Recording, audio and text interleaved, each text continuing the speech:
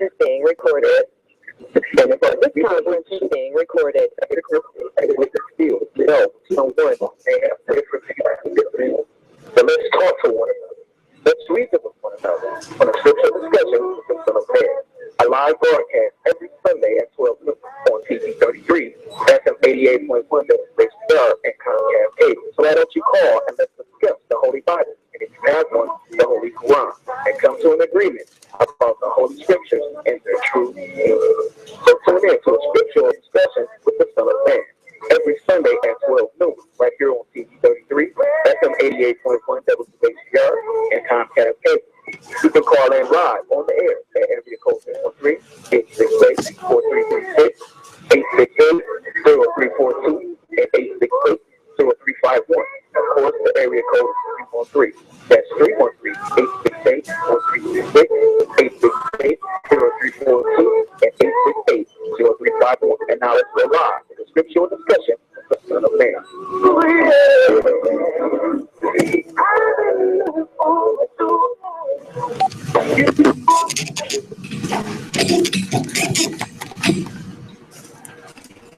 In the name of Allah, the Beneficent, the Most Merciful, the Truthful, and the Most Just, I greet all of you once again with the greeting words of peace from the Lord of the worlds, no coffee. May Allah's Salam Alaikum.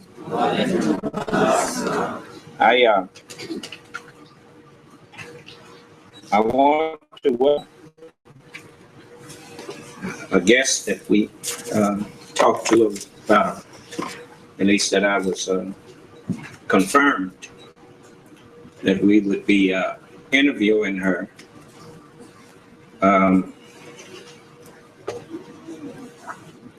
This week. And her name is Miss Geraldine Hughes. And she's the author of this book.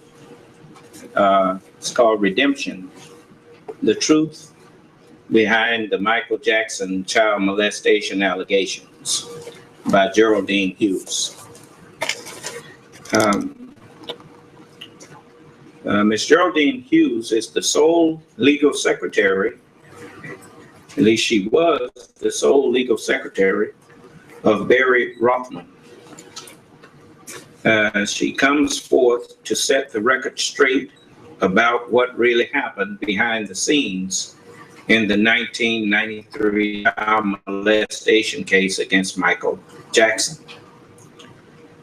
In the book Redemption, The Truth Behind the Michael Jackson Child Molestation Allegations, Ms. Hughes reveals facts that have never been made public. Court-documented information, public statements, and records that she insists prove Michael Jackson's innocence. The chapters unfold by revealing the key players, highlighting the events leading up to the allegation, and giving a thorough description of the legal activities that led to Michael Jackson's attorney, to settle the case. Redemption is a modern-day mystery that requires a chapter-by-chapter unfolding for all the facts to be known and to redeem an innocent man's character from the cloud of guilt that has been hanging over his head since 1993. And,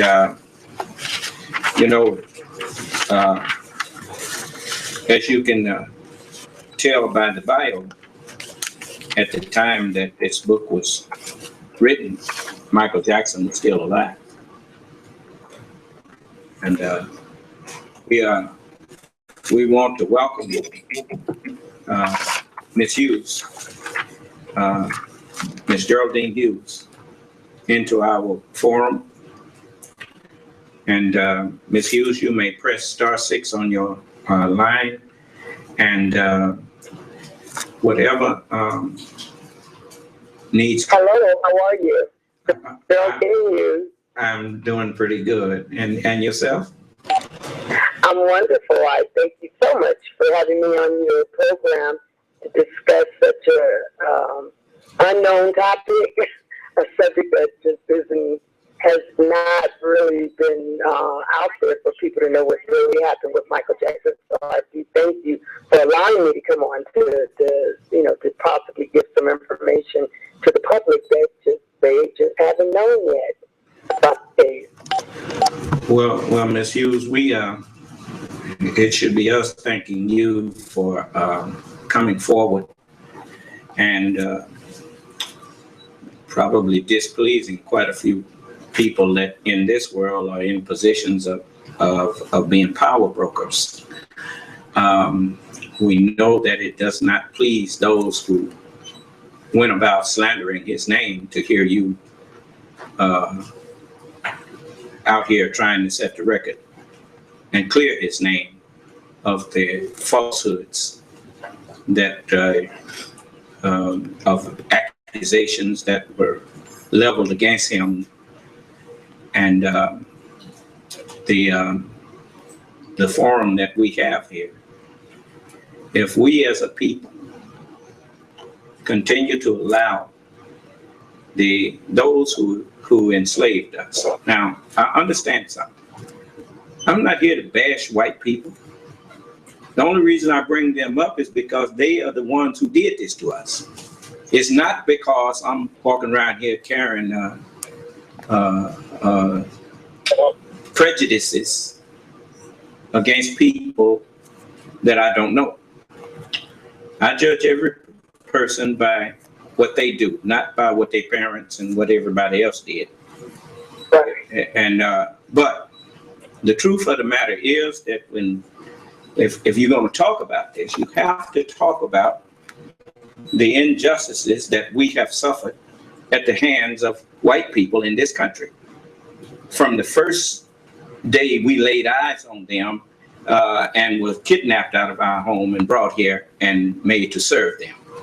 And I'm not going to apologize for bringing that up. If they didn't want it brought up, they shouldn't have did it.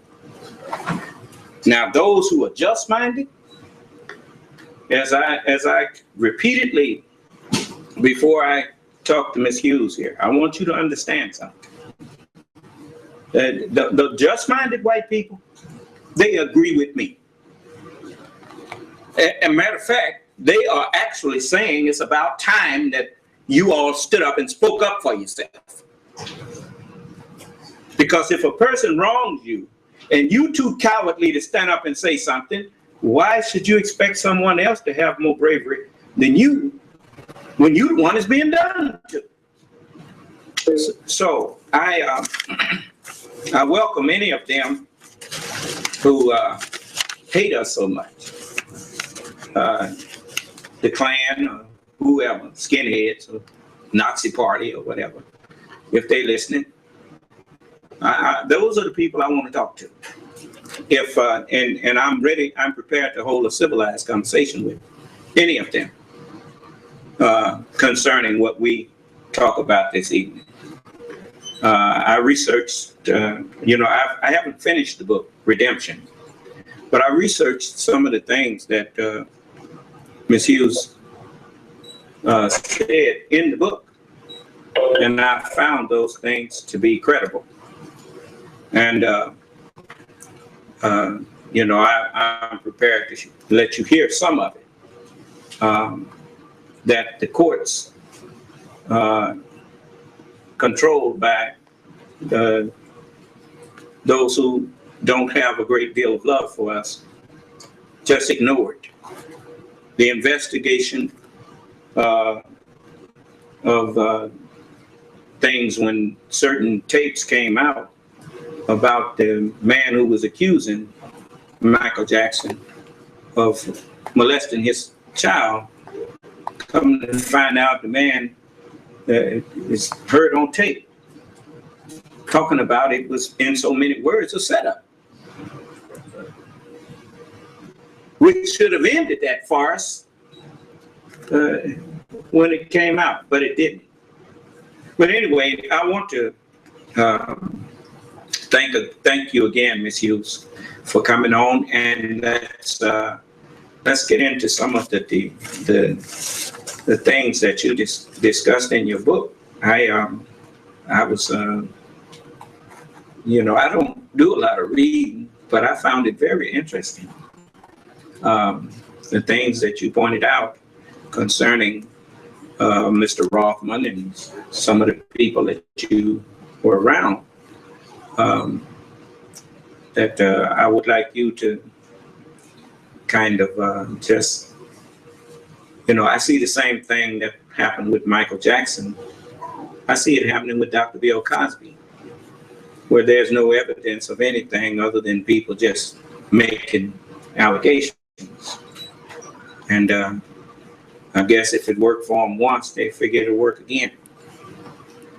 But anyway,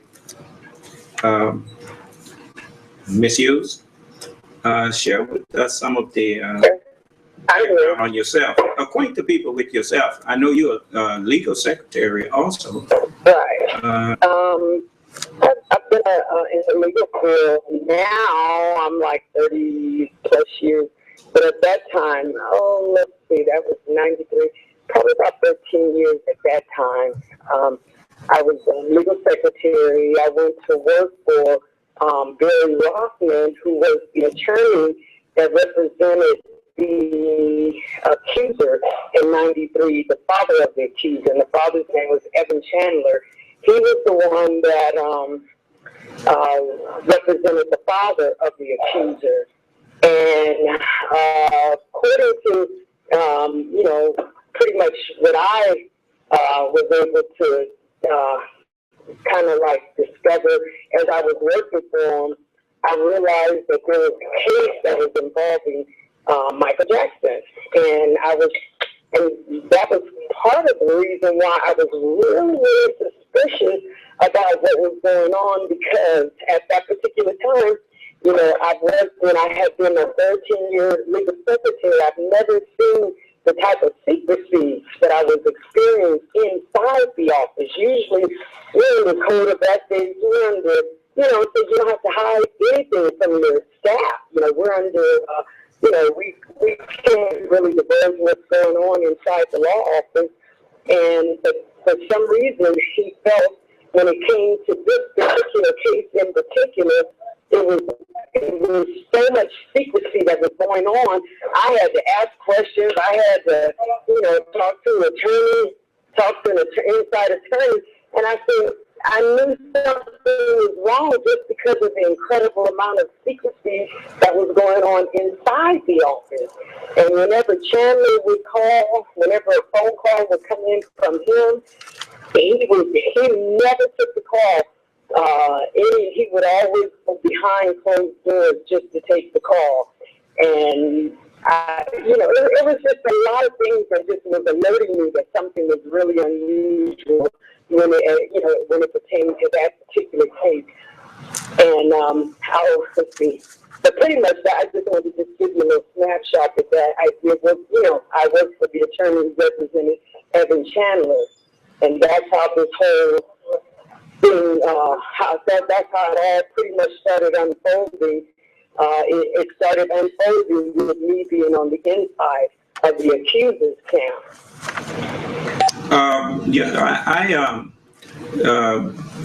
It is my understanding that Mr. Chandler, now he was the father of the boy who. Yes, he was the father of the accuser, the 13-year-old. That first accused Michael Jackson of child molestation in 1993. Well, I have a question on page 44. I was reading it and kind of. Hello? Oh, excuse me. I had to mute my phone so that you wouldn't be breaking up, and I forgot to unmute it. I was reading on page 44 of the book. The 13-year-old boy. That's the title of it. and it talks about the Chandler boy, and it kind of confused me concerning June Chandler and June Swartz. Is both of them named June, or what happened there? Oh, no. They're both, no. The mother's name was June Chandler. The father's name was Evan Chandler. Who is June Swartz? She's it's the same lady. It's just that she divorced from Chandler, and she married a man by the name of Swartz. So when you see June Swartz and June Chandler, it's the same lady. Okay. I thought I was clear on that, but I just wanted to make sure we got it straight. And so the same woman, but two different husbands. Right. Yes. And when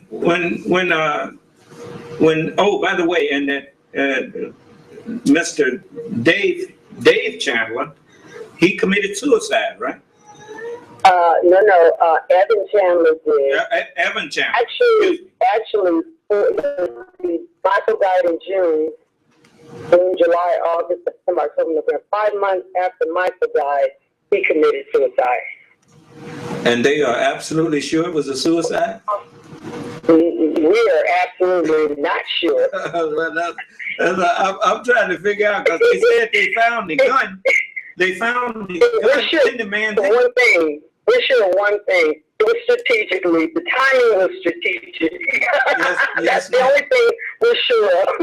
I mean, I thought it was kind of strange that a man committed suicide and the gun's still in his hand. Yeah. You know, we think somebody did the Jackson family a favor. That's what we think. Yeah, I'm thinking that somebody must have went after him. Yeah, because that timing was very strategic. Well, you know, what you said in the book about him being caught on tape. I have that clip, you know. I'm going to let the people hear it.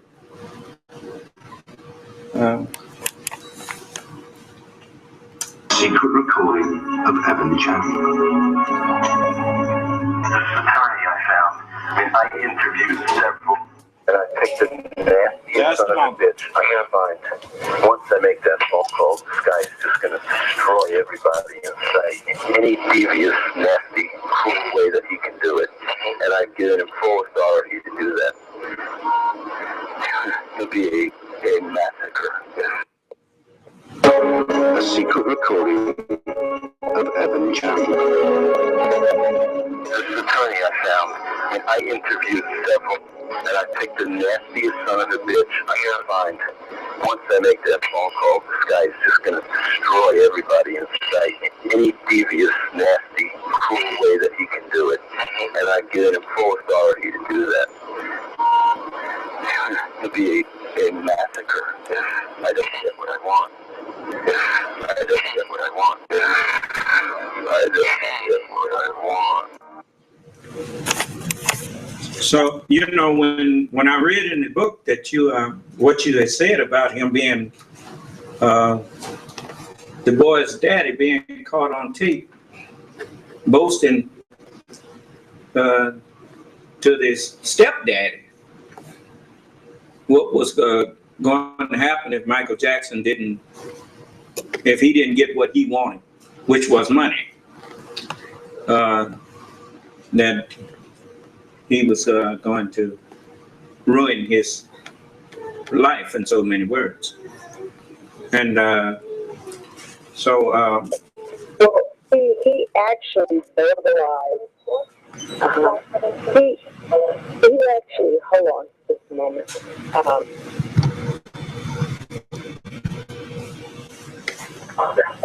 sorry about that interruption. He actually, we're not putting anything, we're not saying anything about what his motive was that he did not verbally say himself.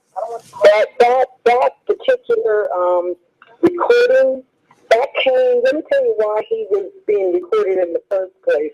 The father, and he had threatened the new husband, that was the source, the gentleman that he was talking to. He had threatened his life and talking about he's destroy even his own. And he was even talking about destroying the whole family, including his son.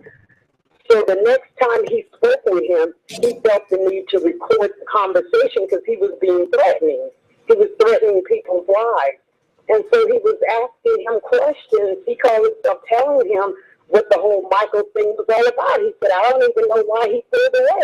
Well, aren't you the one that was claiming that there was some inappropriateness on Michael's part? But you're telling the stepfather you don't know why he pulled away. And he said, I have a plan. Yes, he did have a plan.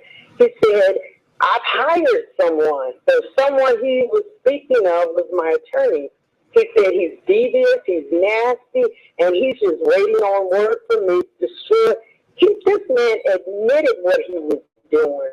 He admitted a whole extortion plot and scheme that he had with this attorney. And that was one of the reasons why I've been an employee, was able to write my book about what went on, because I, according to the laws, the attorney-client privilege is only for lawful practice. It's not for an attorney to be hired to commit a crime. That's what the privilege is all about. But when you hire an attorney to commit a crime, there is no attorney-client privilege, confidentiality. And that's why I was able to write the book. That's why I was able to tell what had happened. And that's why not one of them came after me trying to sue me. Well, we are certainly, I know that most people, they probably now have had their interest piqued into reading your book. And the thing that sticks out in my mind is how they went about assassinating the character of Michael Jackson. Right. And I'm on page 64 here now, as I left off reading this chapter today. And I'm going to briefly just read a few excerpts from it. Michael Jackson has lived an impeccable lifestyle since rising to fame as a child star. Unlike other stars who have lived lives who have been less than perfect, Michael Jackson has but one vice: bringing happiness to the world, especially to children. His comments to the allegation of molesting the boy was, "I would never hurt a child." Again, I remember him, telling people that he would never, in his soft-spoken way, he told people, the press, in the news, that he would never hurt a child. And apparently his accusers were ignorant of the facts regarding Michael Jackson, the humanitarian. Right. Michael Jackson raised over $100 million through his Dangerous World Tour. And that the name of that, you remember that tour that he went on called Dangerous? Yeah. World Tour. And this is what Miss Hughes is sharing with us here. He said, on that Dangerous World Tour, and donated all the proceeds to his Heal the World Foundation. He donates many more millions of dollars, as well as his time visiting children in hospitals all around the world. Remember we talked about this before, that this world has a saying that no good deed will go unpunished. Who do you think coined that phrase? Where does that come from? Does that come from a person with a good heart? Or does that come from a person that has an evil heart? No good deed will go unpunished. Have you ever thought about what that means? Here this man spent his whole life helping people like somebody else I know. Dr. Bill Cosby donated money to colleges, universities, did all kind of good stuff for people. Now look at this next, excuse me for saying verse, but that's what they are. I'm down at the last paragraph here. Michael Jackson has been a role model to millions of adoring fans.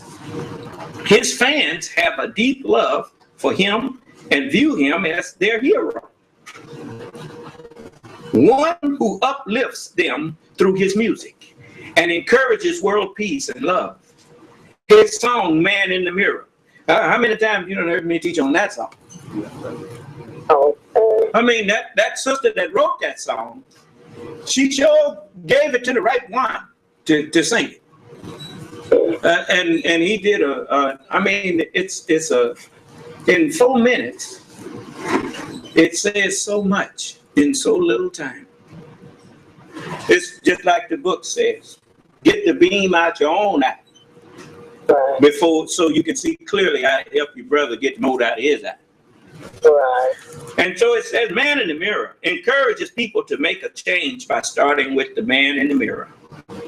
Right. His song, For the World, was a best-selling single, and he donated the proceeds to the USA for Africa charity.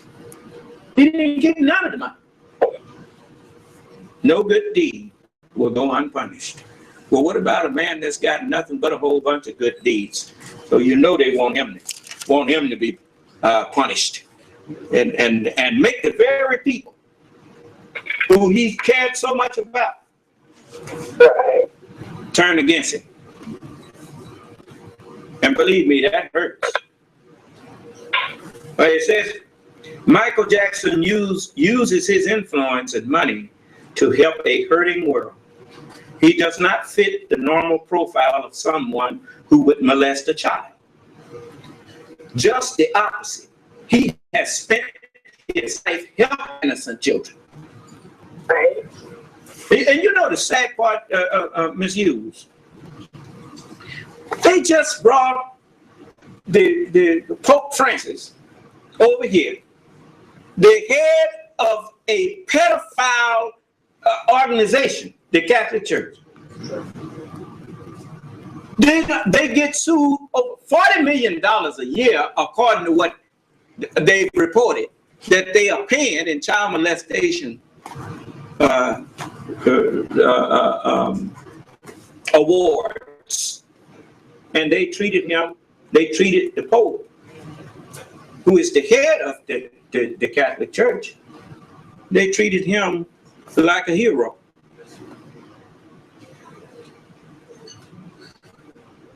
Didn't even bring none of that up. But Michael Jackson, who did spend his whole life trying to do for children and helping children, Right. they treated him not on, and the sad part is, there was no evidence. They did an investigation, couldn't find nothing. Right. Which you said in the book here. And we know that that's true. They didn't find nothing. They found nothing. Then why they still getting out there sullying his name and whatnot? Because you just can't have black people, especially the black man and woman in America, looking up to another black man. They just don't, they don't want that. Because when you start honoring one another, that's the first step to coming together and uniting with one another. Right.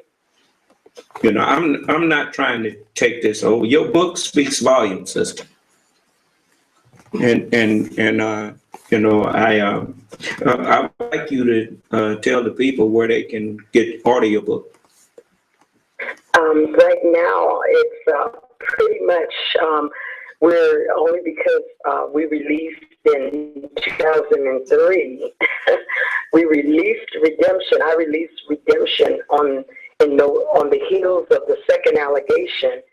They did not know at the time when they were trying to come after Michael the second time, they were trying to come to say, ha, he did it again, because the true essence of a pedophile is they don't just strike once in a lifetime. you usually gotta you'll see a pattern, or there should, when they put that call out for victims, people should have come forward, but they did not. The only ones that tried to come forward, they were money motivated, and so they thought the prosecutor it took him 10 years, but he tried to come back against Michael so he could say, ha, he's done it again, because they know that a true pedophile does not strike once.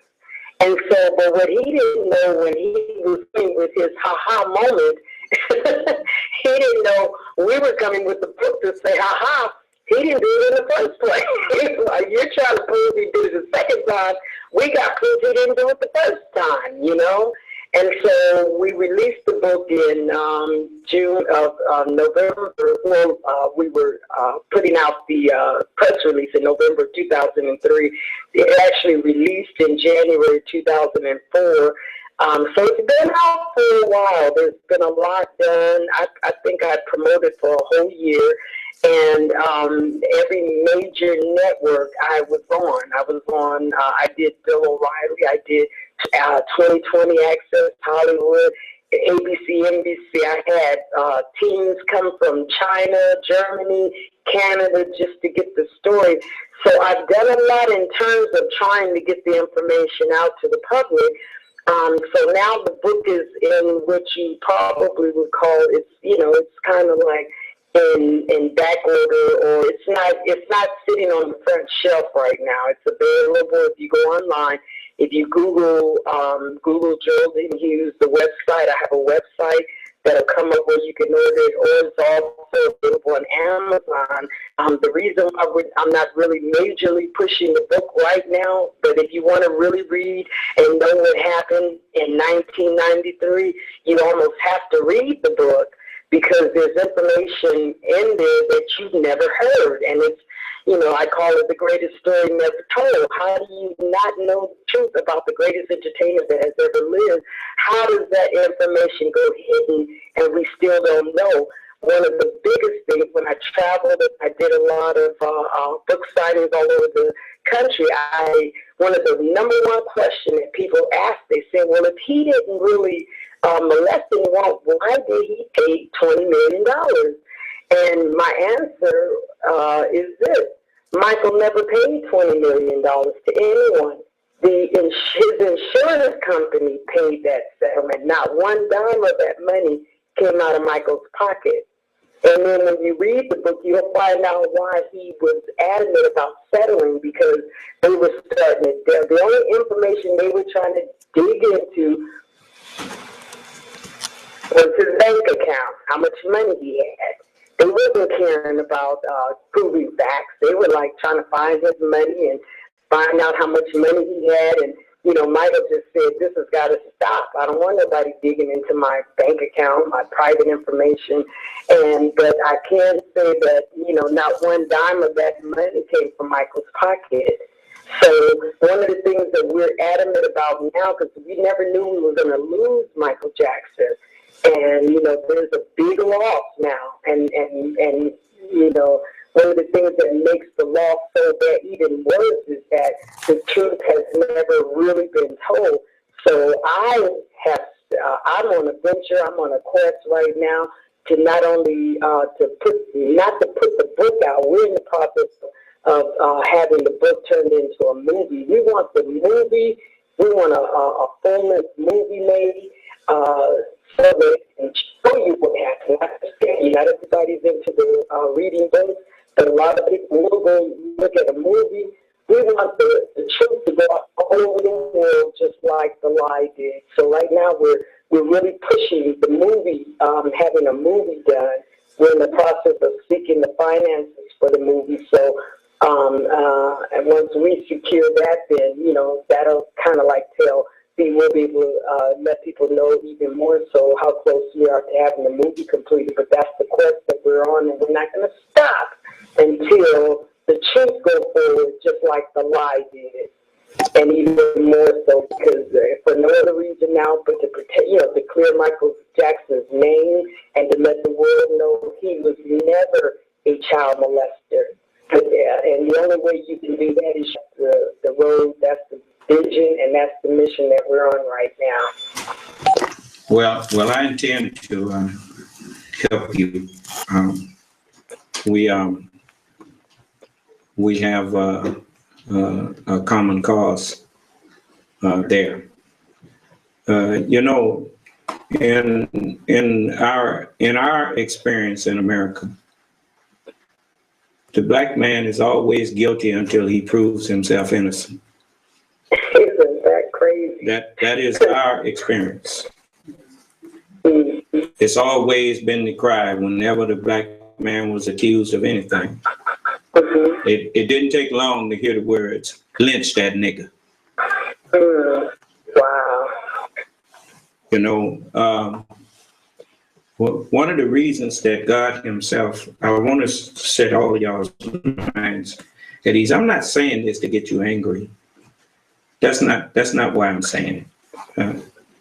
I want you to understand why the scriptures say what they say. The scripture says, vengeance is mine, saith the Lord. I will repay. You don't say that about somebody who goes and takes up their struggle for themselves. You say that about somebody that's sheep-like. You know, sheep will go to the slaughter and the only thing you'll hear is a whimper. You can do them any kind of way. You ain't never seen a sheep growl at nobody. I don't care what was done to the black man and woman of America. We have never taken up arms or listened to anyone say, take up arms against America. And they do us any kind of way. Even when we help them to fight those who took up arms against them. They treated the Germans better than they treated German prisoners better than they treated American soldiers that were black. This is all history documented. They showed it to us. In the Tuskegee Airmen, you saw it better than that. They showed it. I didn't make that movie, they did. I didn't make that film. They did. Do you know that God is just? This next, let me read this. I got to read this. Michael Jackson has lived. This is on page 65 in the book. Michael Jackson has lived a spotless life until these allegations were levied against him. From the moment they were made, he was under constant media bashing and the subject of unfounded rumors by the media trying to portray him as a sinister, evil child molester. The media did, in fact, assassinate Michael Jackson's character through the child molestation allegations by constantly reporting unsubstantiated rumors, whether true or not, and withholding news that would have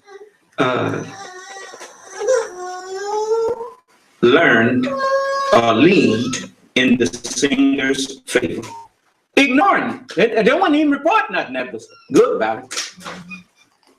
Anything that could show that maybe these allegations wasn't true. If Michael Jackson had been a white star, he never would have suffered that. I know it.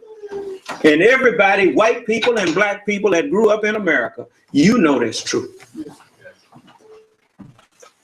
Let me let you hear something else. You know, when I got this from you, when I got this book from you, I wanted to,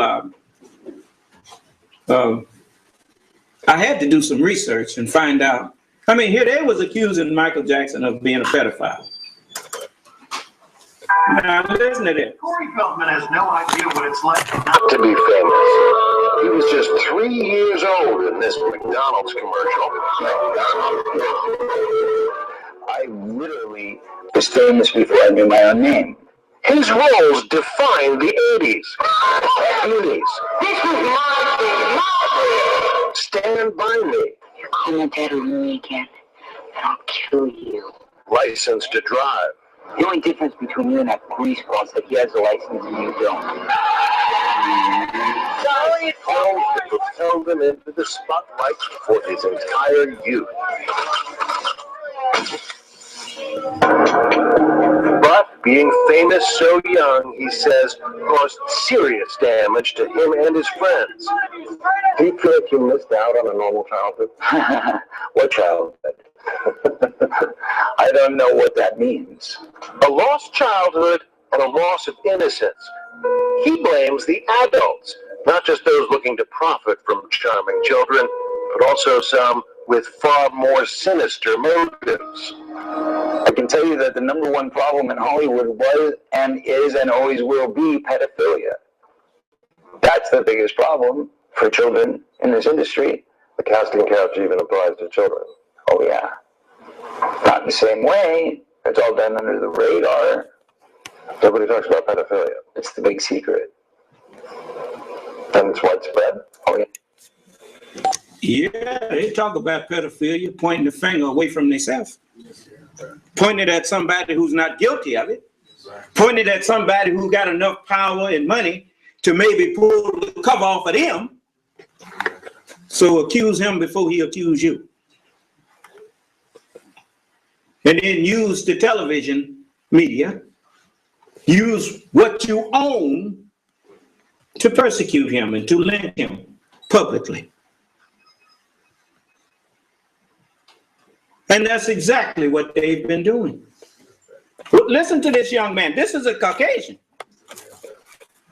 A child star that grew up. Yeah. I was surrounded by them when I was 14 years old. Surrounded. Literally. Didn't even know it. It wasn't until I was old enough to realize what they were and what they wanted and what they were about and the types of people that were surrounding me till I went, oh my God, they were everywhere like vultures. Vultures who Feldman says abused him and his best friend, the late child actor Corey Haim, his co-star in The Lost Boys. Well, what happens if my mom is dating the head vampire? Feldman says the trauma of that pedophilia contributed to Haim's death. There's one person to blame in the death of Corey Haim, and that person happens to be a Hollywood mogul. And that person needs to be exposed, but unfortunately, I can't be the one to do it. But the person that knows who did it and knows who he is watching right now, I guarantee you. Yeah. Intriguing. Yeah. There was a circle of... You saw the reaction of the reporter? Yeah. Intriguing. Didn't say, look, I'm gonna get you some help, man. We're gonna bring this to the media, and we're gonna bring this to law enforcement. Why? Because they own law enforcement.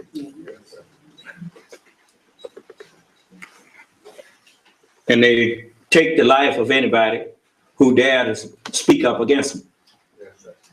Well, almost anybody.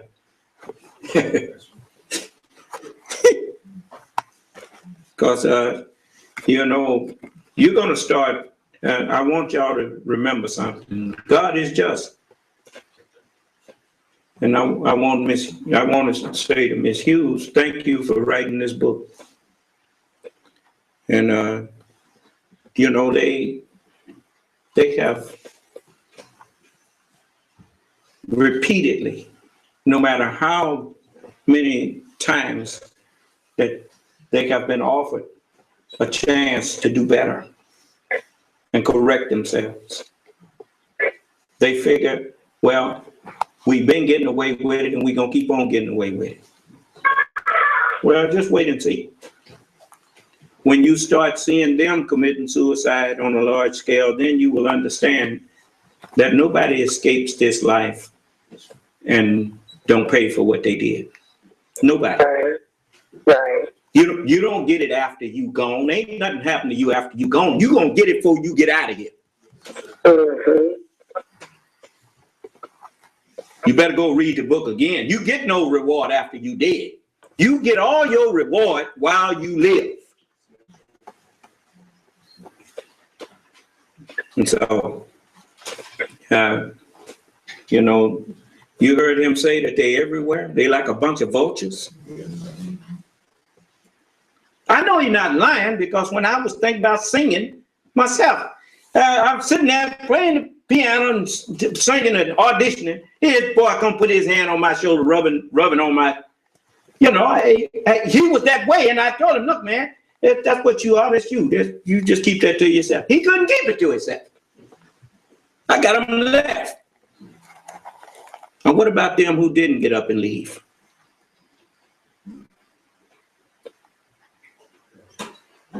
And then when you don't go along with their program, they run you like they're doing Dr. Cosby and like they did Michael Jackson. Same thing. Ain't had no proof of nothing. Just a bunch of allegations. I wish I had been and read the whole book, but I'm going to read. I'm going to finish it. Ms. Hughes? Yes, share with us some, I don't like to, I know it's certain things you can't talk about because of where you were and what you were, the position you was in. I know certain things you still can't divulge, and I'm not going to. So what you feel we need to know, I would like you to share with us. right. Just mainly that my main point is that Michael Jackson was not a child molester. Michael Jackson was the victim of an elaborate extortion scheme. When the father hired my attorney, they started negotiating with Michael. It was only about money. The father had an interest in doing a movie. He had actually succeeded in having one movie done. And let me tell you something really interesting. The movie that he had done prior was the movie Robin Hood, Men in Tights. That's a movie. That's the gay version of Robin Hood. And the father had Mel Brooks write the screenplay, and he's the one that probably executive produced the movie. Well, guess what? Wait a minute, Ms. Hughes. Did Daddy help write a gay homosexual version of Robin Hood? It's called Robin Hood, Men in Tights.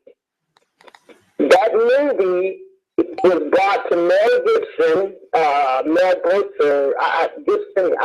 I'm losing the name right now, Mel Brooks.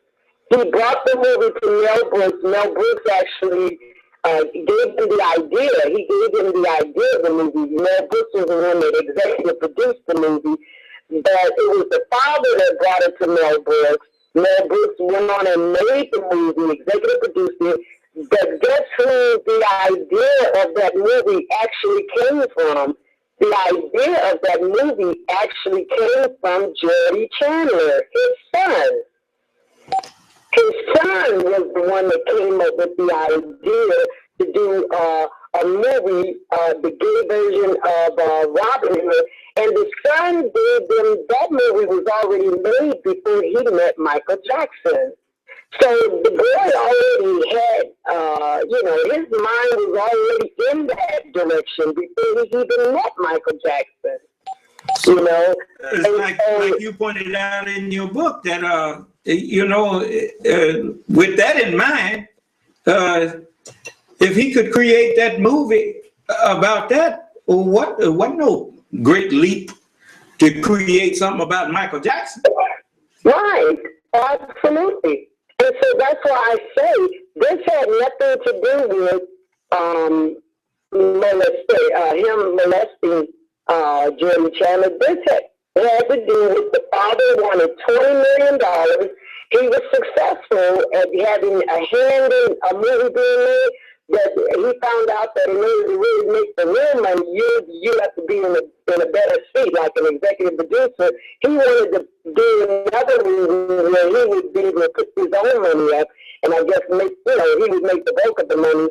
And so when he came to Michael, it was always only about he wanted $20 million, and he said,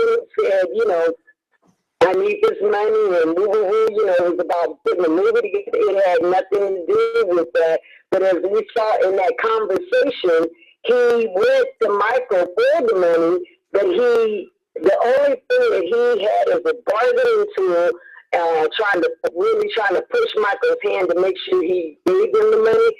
He had a hypothetical letter that he had sent to a doctor. I'm the one that typed the letter, and when he was asking the doctor, he said, this adult male is spending a lot of time with my 13-year-old son, and they're having sleepovers, and, he said, I'm kind of concerned that there may be some abuse going on. And the doctor turned around and wrote him back and told him, until I talk to the boy, I can't make no analogy about whether he's being abused. The only way I can do that is I need to talk with him. That letter is the only thing that the father had in his hand as a bargaining tool when he went to Michael and asked him for the $20 million. He said, look at this letter. I got a letter where the doctor is saying he's got a reason to be concerned, that there may be some inappropriateness going on. But the doctor was real clear saying that he could not come to no conclusion until he spoke with the boy. But that hypothetical letter is all he had and all that he was using to try and negotiate $20 million from Michael Jackson. Yes, ma'am. You're referring to Dr. Abrams. Pardon? You're referring to Dr. Abrams. Exactly. Yes. Yep. And the Dr. Abrams turned around and just sent him a letter saying, I can't be conclusive. That gives me a reason to be concerned, but I cannot conclude until I talk to him. That was all he had when he started negotiating with Michael, to give him $20 million and for no other reason. He didn't come to Michael and say, I know there's something going on between you and son. No, he was Michael saying, I need $20 million to make the movie. And Michael said, I've done nothing. Why should I give you $20 million for what? That was his attitude. That was, pretty much Michael's attitude, because if Michael really had done something, maybe he would have paid it, and then it would have never gotten out, I'll show you an example. Just in case people don't. You notice that Lonnie, what's that preacher name that paid $25 million? Eddie Long. Eddie Long? Yeah. Now he paid because he was guilty. Wow. But with the stuff that they was accusing him of, all them body shirts and stuff, he was getting home in and stuff. But look, you could look at the way that Michael conducted himself, and you could tell that wasn't nothing but him being kind to people. He was very concerned about his image, because he knew that a lot of his supporters were children. Yes, and he was always so concerned about Michael Jackson. You never heard of someone marrying a surrogate. Usually you transact your business, you exchange money, but Michael was so concerned about his image, he married his surrogate, the lady that gave birth to his children. Yes, ma'am. He married. He didn't just transact business with her. He married her. Yes. And then after she had the babies, gave him 2 beautiful babies, then he divorced her. Yes, that's what was concerned about his image. He's not. We never heard in the news or the paper that Michael, he's on all these drugs, and he did admit that he had gotten a little hooked on the pain pills and stuff like that, and then eventually the paperwork that, he thought it was okay, for him to use it, because he had hired a medical doctor who was supposed to monitor. He thought he was doing it safely, but other than that, you just didn't hear stories about Michael, being high and using illegal drugs, and, he's drunk as, getting all in the media drunk, and, you just never got that from Michael. Whatever Michael did, he did it in the privacy of his home. If they tried to say, oh, he drunk wine or what, what's the good? What's so bad about that? Is that the best you could do? Michael was so concerned about his character. He wanted, because he knew that the people that were looking up to him, there were a lot of children, and he didn't want to disappoint them. He didn't want to let them down. I'll tell you what.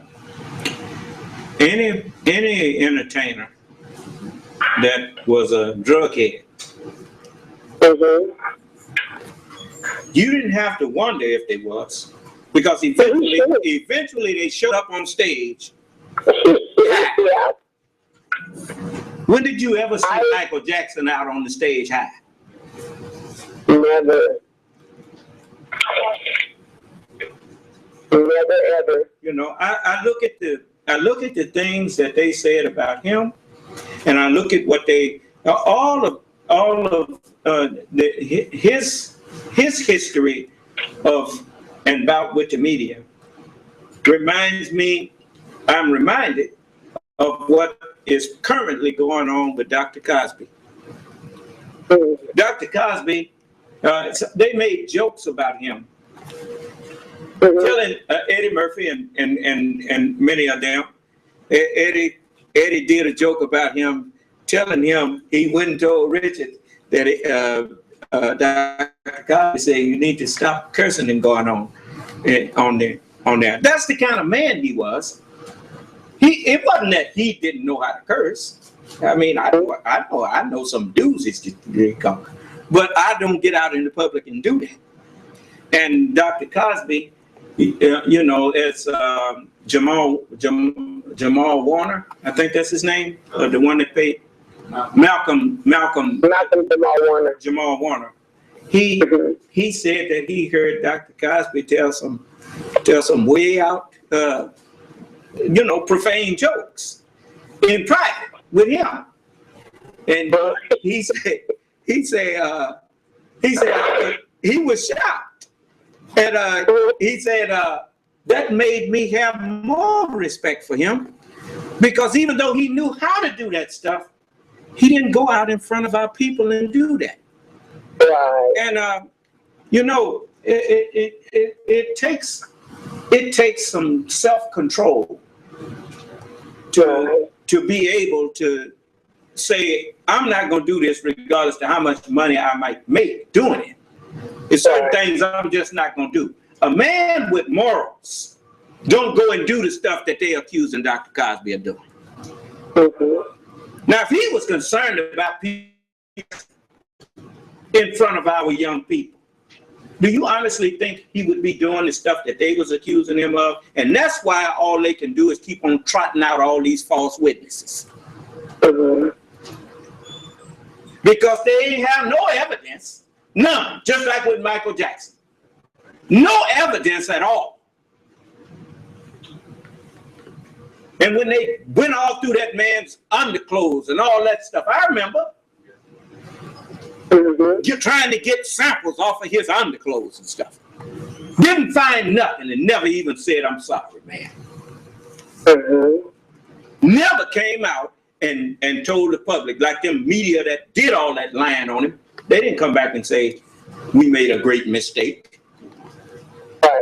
That Michael Jackson never did any of those things that he was being accused of. Now they still bringing out people lying. Right. Even, I want to just interject, even when they found him not guilty on all those bogus charges, they still didn't come back and say sorry. He was, I mean, if he was guilty of even so much as almost molesting a child, then he would not have walked out of that courtroom that day, because they were trying to nail him. They put all these, the prosecutor put all these bogus charges against them, had people coming and say, even the thing that was just so unorthodox, they even allowed the 93 allegation to come in, and 93 he wasn't even charged in 93. How you gonna let 93 come in 2003? But they did it. And they brought everybody back. The only one they didn't bring in was the actual accuser. And from what we were told, that little boy was now a teenager, probably an adult by then, a young adult, and had been going around telling his friends that Michael never did anything to him. And so the prosecutor knew what he was doing by not bringing him to trial. He had every right to bring him. He could have subpoenaed him too, But there's a reason why he didn't. The reason he didn't bring the 93 accusers into the trial because he even knew that the boy was claiming Michael's innocent. And so he didn't have that, but still, even with doing all of that, trying to crucify him, trying to make sure that he gets that one of those charges, even throwing a misdemeanor charge, as if to say, if you don't feel like you want to put him on a felony here, here's a misdemeanor, at least let's give him something. That was unorthodox, and he still walked out exonerated on all charges. He was totally exonerated. Still, nobody came forward and said a mumbling word about Michael being innocent. But you notice, even though he was found not guilty of any of that stuff, you still got these people walking around here saying he probably did it, just like with OJ. You remember when they was accusing OJ of murder, and the gloves that they was trying to frame him with didn't fit him. They got the biggest gloves, got some big gloves. They didn't know he had oversized hands, and that's where it all fell apart. Yeah. But everybody, you notice, all them who accuses him conveniently forget that fact there. And that the man that was investigating him had been known to be a member of I don't know if it was the skinheads or that other, but he was a racist. He was a racist, right. And if I could figure out what had really happened, I mean, if OJ killing one person, now they say he killed both of them. While he was killing one, what was the other one doing? Standing there waiting their turn. Right. But if them so-called police officers had been out there many times, or as they said, had been out there for violence between OJ and his wife, Nicole. Okay, they already, if the man Furman was a racist, he already didn't like OJ. He's black. And a white woman married to him, he didn't care nothing for her either. And a Jew that was visiting her didn't care nothing about them. So what happened? A Jewish man and a white woman were murdered. And a black man was framed for it. Right. Now, it don't take no rocket scientist to figure it out. But you notice it was dropped after the hearing. They still come out, well, he did. A black man always guilty. Even after he's found innocent, he's guilty in America. And I'm saying that for one reason. Is to let you understand why the book says God is not mocked. Whatsoever man soweth, that shall he also reap. Right. Now, all this stuff that they did during their 6,000 year time of even the slavery and stuff, that was forgiven. God forgave that. That was his will. But he told them to stop their work in the Sabbath day. They still trying to do that evil in this day where they were told to stop. And that's what they being judged for. And just like right now, you notice, he don't frighten nobody no more. You ain't scared of him. And I ain't either. What can he do to you that he ain't already been doing, whether you were scared or not? Being scared didn't stop him from lynching you. So why be scared? Right. No, speak up. And that's, I have great respect for you doing so. You know they're doing to Michael Jackson and Bill Cosby and all of these, any powerful black man. They tried to do that to President Obama. Oh, definitely. Yeah. Obama. anytime a black man get up where black people look up to him, they try to castrate him in front of you and me. This is from How to Make a Slave. It says, this is the page 1. He said, the black slave, after receiving indoctrination, it says, shall carry on and will become self-reliant. Let me make sure I cut to the chase here.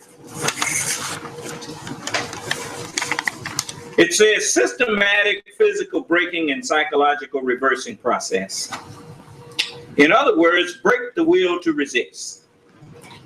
You know, it's like some of them brothers online be saying, well, Bill Cosby messed up when he made Donald Trump mad, or he messed up when he made them. So you think that a black man can't be a man and express his disagreement with someone who's rich without forfeiting his right to manhood? And that's what the trick have been played on us. He said, it says, for example, take the case of the wild stud horse, a female horse and an already infant horse, and compare the breaking process with 2 captured nigger males in their natural state. A pregnant nigger woman with her infant offspring. Take the stud horse, break him for limited containment. Completely break the female horse until she becomes very gentle, whereas you or anybody else can ride her in comfort. Breed the mare stud until you have the desired offspring. Then you can turn the stud into freedom. Now, when it comes to breaking the uncivilized nigger, use the same process, but vary the degree and step up the pressure so as to do a complete reversal of the mind. Take the meanest and most restless nigger. Take the richest and the most powerful nigger. Strip him of his clothes in front of the remaining male niggers. Strip him of his good reputation. Strip him of his dignity in front of the rest of them. And it says, I'm trying to show you, they just took it to another level. It's the same thing. Strip him of his clothes in front of the remaining male niggers and the female and the infant nigger. Tar and feather him. Tie each leg to a different horse faced in opposite directions and set him on fire and beat both horses to pull him apart in front of the remaining niggers. What is it? CNN and Fox News now been doing in the news media, especially them two. Been pulling Bill Cosby apart just like they pulled Michael Jackson apart. You turn one on and he wouldn't be talking about it. You turn another one on, they talking about him. They just pulling him apart, just picking his reputation apart. Right. No facts, just gossip. Right. You want me to, sister? I ain't gonna get away from this right now, but I want you to understand that, you know, I do have a great appreciation for the way you broke down a lot of this in your book. Right. That you know, people need to see, people need to hear. Right. And you and I have got to stop letting people tell us what to think. You know, we don't know how that was done to us. From the time we were in elementary school, we have been told not how to think, we have been told what to think. Right. That's not education, that's programming. Now, let's be honest. Before you know what you overcome, before you can overcome, you got to know what it is you have to overcome. We've been calling ourselves educated when all we really were programmed to tell people back what they told us.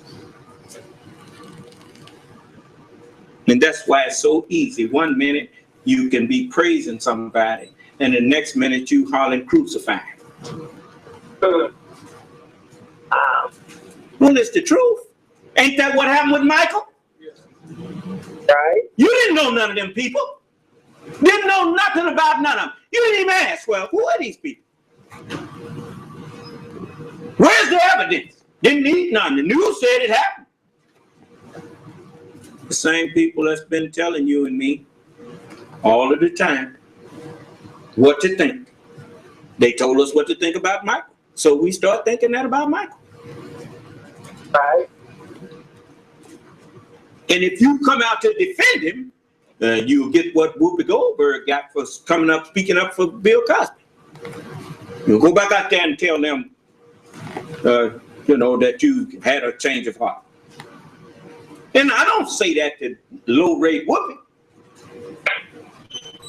She got to eat. She got to work.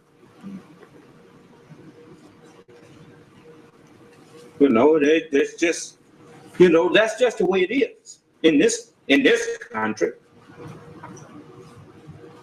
You got black power as long as it's under white control. Well, that's the truth. You can't get in no mainstream media defending somebody that especially a black man, that they got it in for. They won't let you come on. They don't even invite nobody to come on and disagree.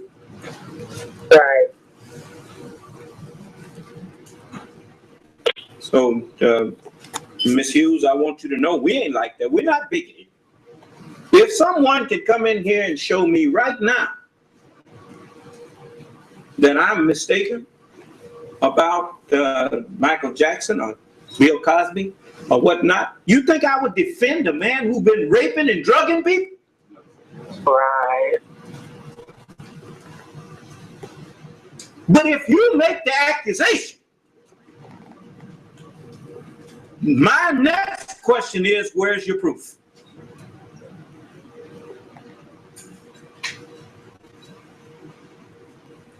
That's the way it usually works if it's some white people.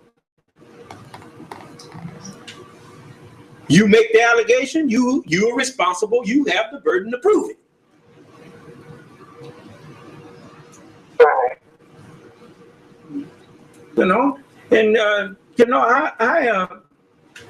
I just, it's still got old now. I'm kind of like Fannie Lou Hamer said. I'm getting sick and tired of staying sick and tired all the time.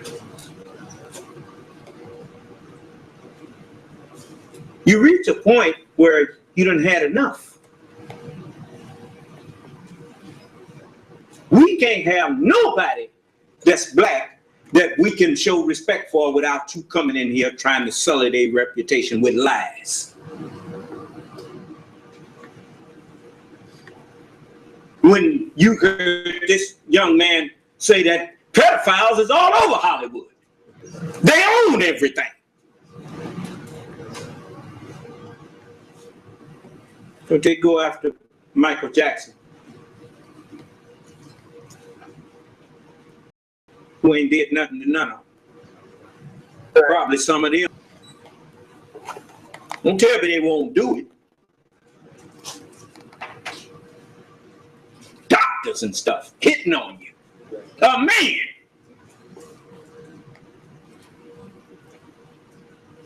man. So, Ms. Hughes, we're gonna have to. We're gonna need to talk later. I definitely want to help make that movie happen. That would be wonderful. The world is waiting on it. All of his fans all over the world are waiting. That's the number one wishes for the movie to be made. The mother, Catherine Jackson, Papa Joe Jackson, hopefully we can use our best here, live, living and breathing to see it. They went through the pain with him. We want them to see the beauty of his name being cleared. So I'm really hoping that can happen sometimes real soon. We're working really soon, so we're asking for, we're knocking, we're seeking, and we're asking for the resources to make this happen. Because this thing needs to be corrected. This needs to be corrected because Michael has done too much trying to help this hurting world, this sorry world, trying to help us come together in love. And it just doesn't make sense to me that, the truth about what really happened to him is on nobody's, it's not really on anybody's priority list, So I'm just believing that, God handed that, he put that project in my hands when he placed me in the attorney's office to be an eyewitness. I've told people this many times. I said, God never promised that we wasn't going to go through anything. What God promises that when we go through stuff, he would be right there with us. And I can honestly tell you that God was on Michael's side. That's why he put me in that law office. And he put somebody in that firm that not only, was able to detect that something, but I started taking notes. I started doing all stuff that I didn't even know, that I never would have done. And then it took me a minute to get the courage to write the book. I knew once he settled the case, all that information that we had given to the investigator went nowhere. No one was going to ever know what really happened. And it was nobody but God that just, all through those years that were going by, it was something that was like needling me, telling me, you got to get this out. And I didn't know how to do it. I said, well, the case, he never went to trial. And then, I tell people all even when he went to trial, I said, you got to know God is on Michael's side. And the way he walked out of that courtroom, only God on his side did he walk out of that courtroom. And so that's the only way I can explain it is that, God was with Michael through his trial and through his tribulation. And now that he's gone, and, I don't think that should happen. I think he left much too soon. But now that he's no longer with us, that story needs to be corrected. And I believe that's the mission. That's the goal, and that's the vision right now. So I truly welcome, your help in having the movie made, because that's, we're not going to stop until it's done. Well, you're going to find out that my word is bond. I mean what I say. And have you started on the script? We have a script. It's not. We do have a script. It's not. We want to have it rewritten. We need some. We've got our eyes on a really good script writer, and she's the young lady that does the Grey's Anatomy, and she has 3 TV. Her name is Chandra Grimes. I love I love the way she unfolds a story.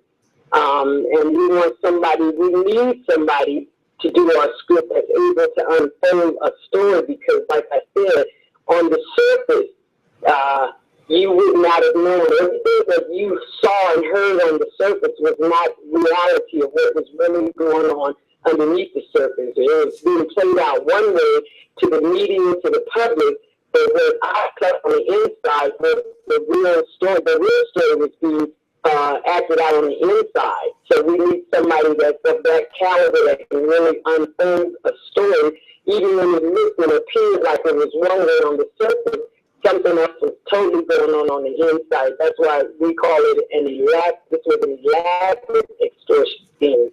Everything that you heard that was going on, even how the young boy, how the truth got out, that was all fabricated. That's not really what happened on the inside. On the inside, the plot was, that whole thing was plotted out, how the truth got out. It was already planned and plotted to be released that way. So we're looking for someone we're looking for someone who can really unfold the story the way it needs to be unfolded, so that we can really show the world exactly what happened. Well, I know we're gonna, it's very few of us that are alive now and over 50 that did not, that don't know the what you call basic history of Michael Jackson, because he was in the public eye with us. Right. And so that script, we shouldn't. I know we're gonna have to get his family in on it and help fill in the blanks of behind closed doors thing. But we're going to help you. I have some people I want to introduce you to, but we're going to help you. And once you do casting, you have a lot of people that really love Michael. Right. And you shouldn't have any problem finding people to fit the proper roles. And we do this ourselves. We're not gonna let the other folks tell our story. We through doing that. We got to do it. And Miss Hughes, I mean what I say. We gonna help you. Thank you so much. I truly appreciate that. Well, you and Dr. Lee, both of y'all, we appreciate you both. And anyone else that you want to introduce us to, if they with you, if you introduce them to us, we will consider them on the same page as we are. Thank you so much. You know, let's get together and make this happen. Okay, I'm ready. I'm willing, and I'm ready. All right. I want you to know that I have people that's listening right now that I can call on at any time, especially for something like this. And they will help. They will be glad to help. We don't need other people to do for us. If we just get together, we can do whatever we need to do. You know,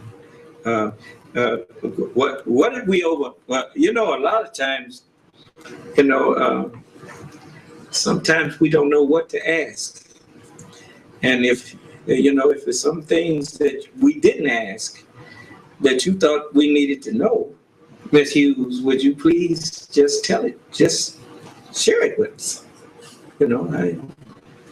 I tried to touch on the book because I do want people to read it. I found it very interesting, and you took time and explained who a lot of the people were that you were talking about. Right. And you know, that showed that it was well thought out. It was not just no spur of the moment, and it wasn't something that you just threw together. And I want you to be expecting a correspondence from Brother Jamar, and we need to arrange to talk. And it's like I said, there's some people I need to meet. I need to introduce you to. Thank you. I really appreciate all of your effort, and not just the desire to want to help make this happen. You know, it's just something that just needs to happen. It needs to be corrected. The Word of God says, as you would that men do to you, do that also unto them. If it was me, I would appreciate somebody speaking up for me. Right. You know, then put yourself in the position of a person who's been accused. How do you defend against a false accusation like rape or child molestation that just comes at you out of the blue? How do you defend yourself against that? All you can say is, I didn't do it. If you didn't do it, but how do you prove you didn't do that? Right. That's why the burden of proof is on the one who accuses you. Right.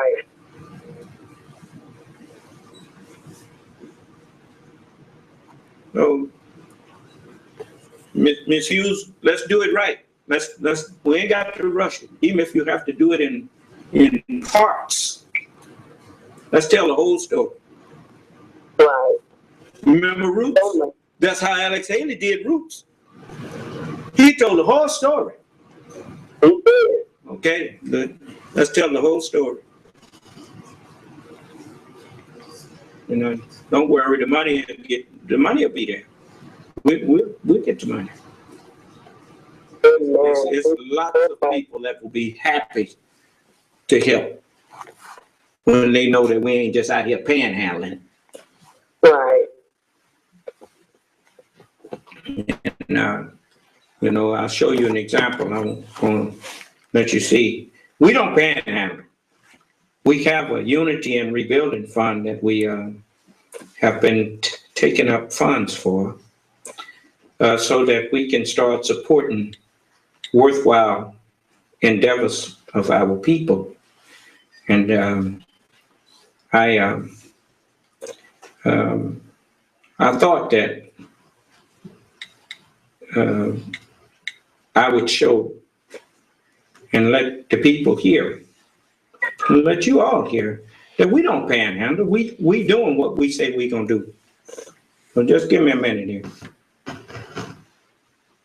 Welcome to Michigan's first credit union's MoneyWorks audio teller. If you need assistance, please enter your account number, followed by the pound sign.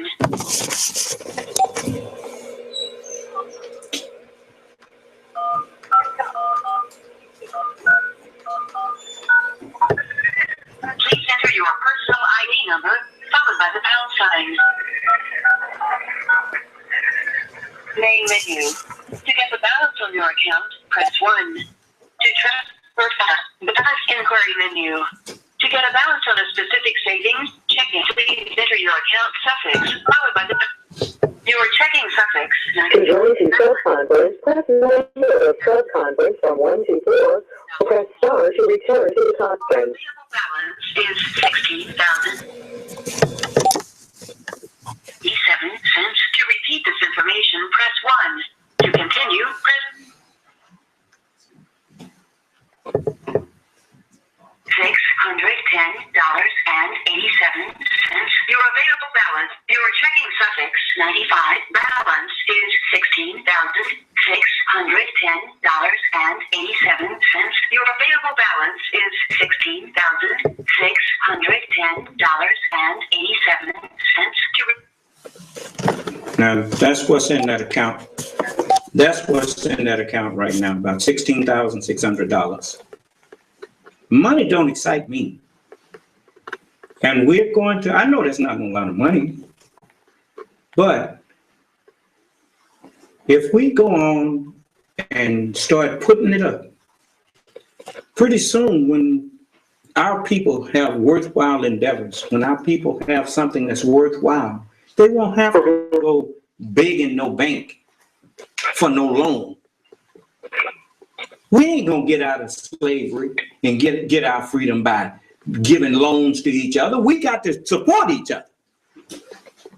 We got to get behind one another and say, here's the resources. Let's go on and do this. And when you get your business going and off the ground, then put some money back in there so we can do it again. And that's the way we get up. We ain't never gonna get up by panhandling and robbing each other and everybody trying to see how much they can steal. Now you heard me tell sister that we're gonna help produce that. Let's all decide that we're gonna promote that movie about Michael Jackson and the true story and the true history of him. Let's do that together. Wow, what amazing, amazing. Well, that's what we're gonna do. Wow, thank you so much. No, thank you. Thank you for speaking up. Thank you for not selling us out. Wow. And when we start really caring about each other and really loving one another, won't nobody be shooting us down. And you know how you know when we really start caring about each other? We won't be killing each other. Wow. You do all that big talk about white folks killing us. We kill more of us than white folks killing. If you want people to stop killing you, of course that's what every people. White people kill more white people than anybody else. All of us are sick.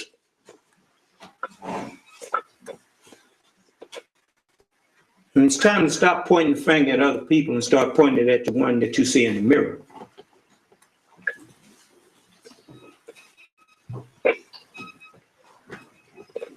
We all have to say, if you lift your hand against me, you my brother, I'm not going to try to shed your blood. I'm going to defend myself, but not if I can help it. I'm not going to take your life. I'll just try to get you off of me. And if you stop fighting me, I'm going to stop fighting you. And that goes for whoever. If white people stop fighting against me, I will stop fighting against them. I'm not going to keep on. I'm not going to refuse to let a person repent. If you fuss at somebody and they try to tell you they're sorry, it's time to stop fussing and start saying, okay, all right, where do we go from here? Because it's more to being sorry than just saying I'm sorry. I mean, don't think I'm stupid now. So,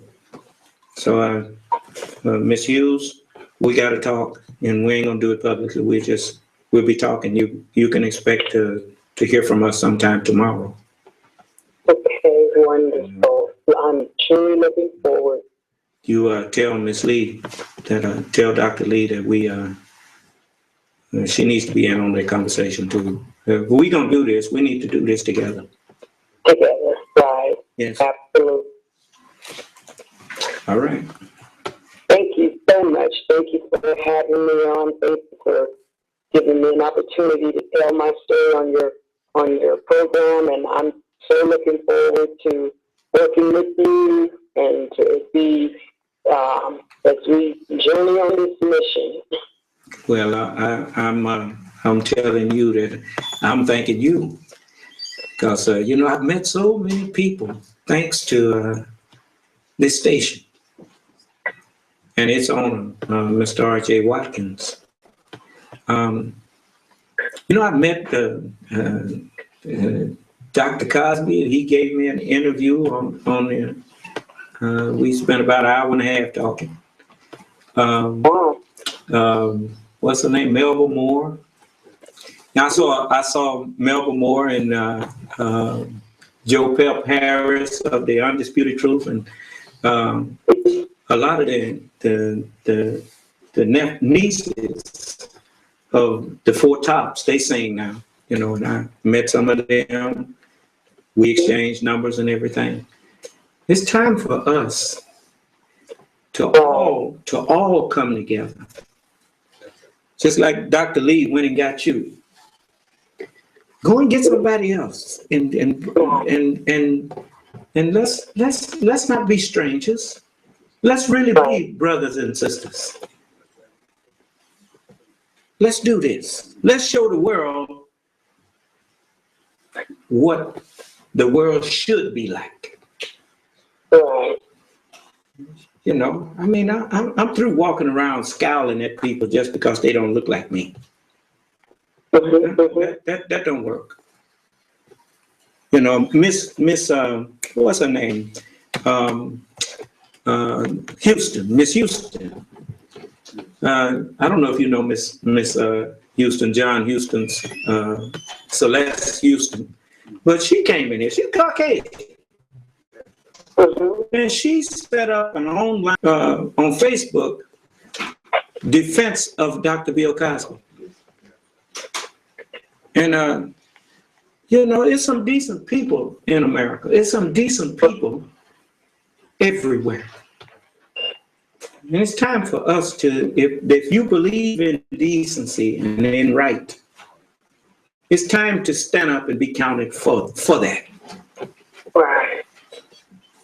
And stop worrying about what somebody gonna think. They sure ain't worried about what you think when they stand for wrong. Right. So, you know, I'm not going to let this die. It's not gonna die here. Thank you. We're gonna be sitting around talking about when we had this meeting and said we was gonna do it. When we sitting down having what they call them when they have a screening of it and people come in. Yeah, a preview, a premiere. Yeah, when we having a premiere, I want to be sitting right there next to you, and we'll remember when we talked about it. That's right. I'm looking so forward to it. You tell the Jackson family that it's time to put it in gear. Let's make this happen. All right, I sure will, because I do talk to them frequently, and one of the number one question is, how's the movie coming? Okay, well let's get them involved. Let's get everybody involved. You have their ear. Let's arrange where we can talk with them, and we'll see what it's going to take, and then we'll see what we need to raise, and then we'll start looking, you know, for casting. You know, Wonderful. you know, we need to have auditions for casting and all of that. And, right. And let's make it happen. All right. Thank you so much. Thank you. And I look forward to you coming back, talking with us some more. Okay. And when we ready to do casting, I think it'd be good for you to come back on and let the people know, and we will have a place where they can come and audition and whatnot. And that's amazing. That would be an amazing. Thank you so much. I'm looking forward to it. I want to do it in Detroit. If you know, I'm in Mississippi, but let's plan on doing it in Detroit. And, I actually came to Detroit twice on my book promotion tour. Yes, ma'am. And spoke at the university, and I actually was interviewed by Wendy Williams when she had her radio program in Detroit, and it was just amazing. It was amazing. Well, I have to say that out of all of the places I've been, as far as Black people go, I have found the Black people in Detroit are more receptive to doing something together than any other place in America that I've seen. Right. You're telling it right. They were very supportive. And like I said, they had me come twice. They actually had booked me to come a third time, and I was like, you know, it was kind of cold out there. I was like, you guys want to know about the book, but can y'all feel this weather? I'm from California. I was coming from California. I was like, they want to know about the book, but people came from everywhere. They came all the way down from Canada even. Yes. But I was like, while they're asking me about the book, I'm asking them, am I the only one cold out here? Yeah, I grew up in LA on 99th Street in Watts. Yes, ma'am. I can't believe that. I can't live with it. What's going on with the weather? Yeah, I don't like no cold weather. That's the joke. But the people are warm.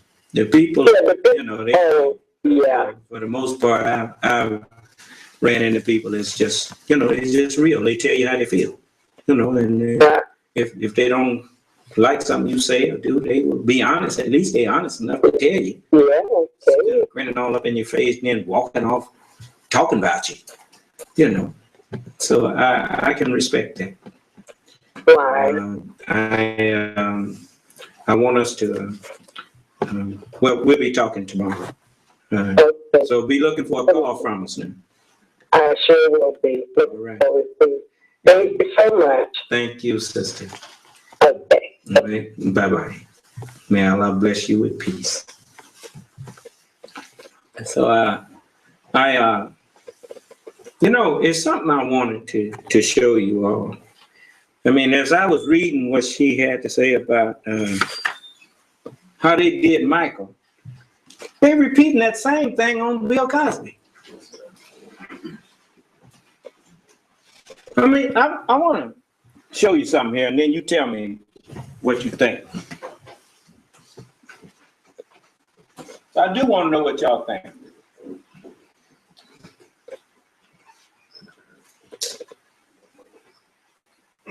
Let's see. Is this it? J in a minute.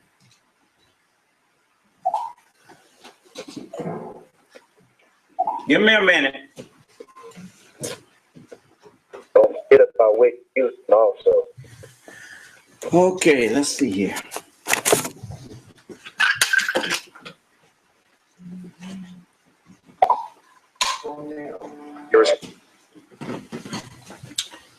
Now, I want y'all to hear something here. Snow with the Cosby accusers speak. How many of you believe you were drugged by Bill Cosby? How many of you believe Bill Cosby raped you? 27 women together in one room for the first time, sharing their accusations against Bill Cosby. He drugged me without my knowledge, and he raped me. He drugged me and violently raped me. Their stories are harrowing, many strikingly similar. I was drugged and raped. He flipped me over and raped me. But are their stories credible?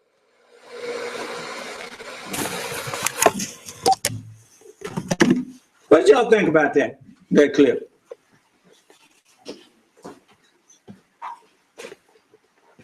Any of you in the conference room, what did you think about that clip just now? You see, that's the difference in listening while unemotional and listening while emotional.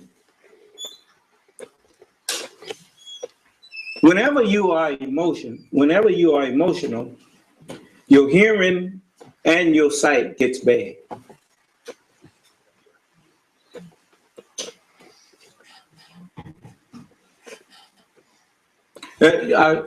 You remember when, how many of y'all saw Enter the Dragon? Okay, you remember when Bruce Lee was fighting all of them fellas, and he went inside to the elevator and got trapped? Yes. And he was looking around for a way out and wasn't no way out. What did he do? He sat down, calmed himself down, and waited for what was next, because it wasn't nothing he could do but wait. So why get yourself all worked up? Whatever comes up next, you just have to deal with it.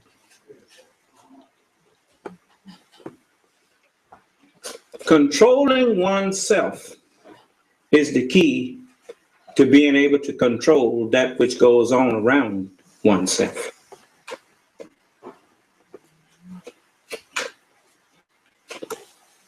Strong emotions cloud the judgment. You notice strong winds out there when you get outside, and there's strong winds. You can't whisper in nobody's ear. You got to holler. Because the wind is so boisterous, it's drowning you out. Your sound waves can't travel like they normally would. If that's true physically, it's also true spiritually. Strong emotions, love, hatred, all of those things that cloud the mind and hamper one's ability to think clearly. You missed the whole thing. Let me show you.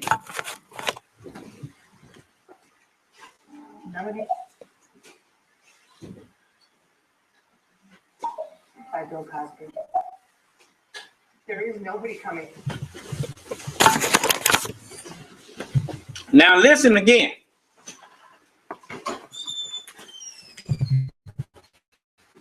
I can assure you people knew. Here's Kate Snow with The Cosby Accusers Speak. How many of you believe you were drugged by Bill Cosby? How many of you believe Bill Cosby raped you?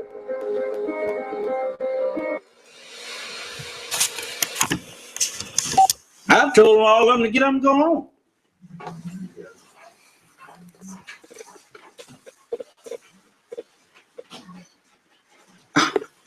How do you accuse a person of drugging you if all you got is a belief? How are you accusing someone of raping you when you actually just said you believe they did? Are you aware that believe means you don't know? If that had really happened to one of them, you know what they'd have said to that lady? I don't know, what do you mean believe? I didn't tell you I believe he raped me. I know he did it. But you see the game they playing. Why did they continue with that interview when them women sitting there as admittedly lying? Because after they said they believed he did, then they getting up there talking about he raped me, he did this, he did that. What you mean? No, you just said that you didn't know. You know, when you catch somebody in a lie, they start saying, oh, well, what I really meant was, no, what you really meant was what you said. And now that you've been caught in your lie, you're trying to get out of it.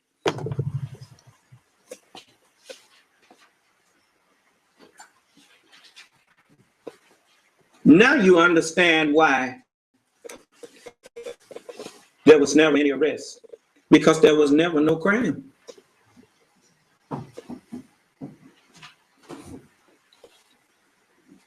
But you'll sit there and listen to all that stuff that they got to say after they start off letting you know that they lying.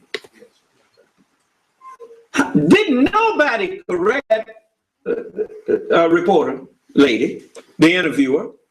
Not one of them.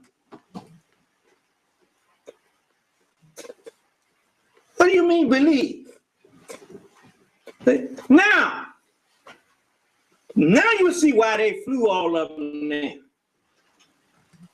Because now they know you ain't listening. You're too busy wanting to see a lynching. You know, that's what happens after you get totally indoctrinated with the program that they put in your head.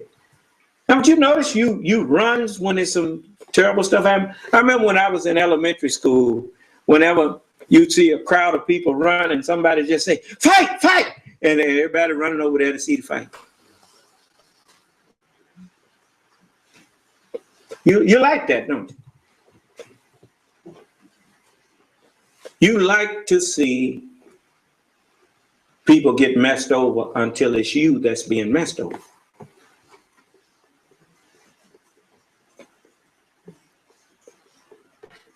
In this country, people love to do to you what they would hate to have done to themselves. That's the way this country works. I've seen it.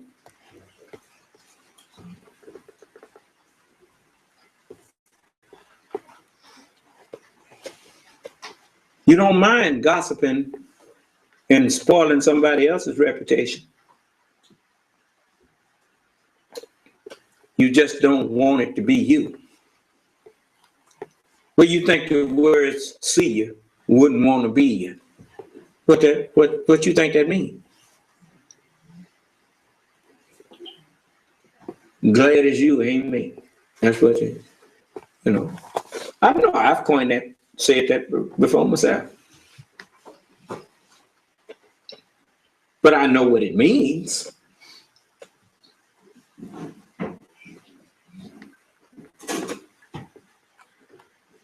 But I'm telling you, you better stop doing to people what you wouldn't want done to yourself. Don't you know Almighty God, Allah, is just?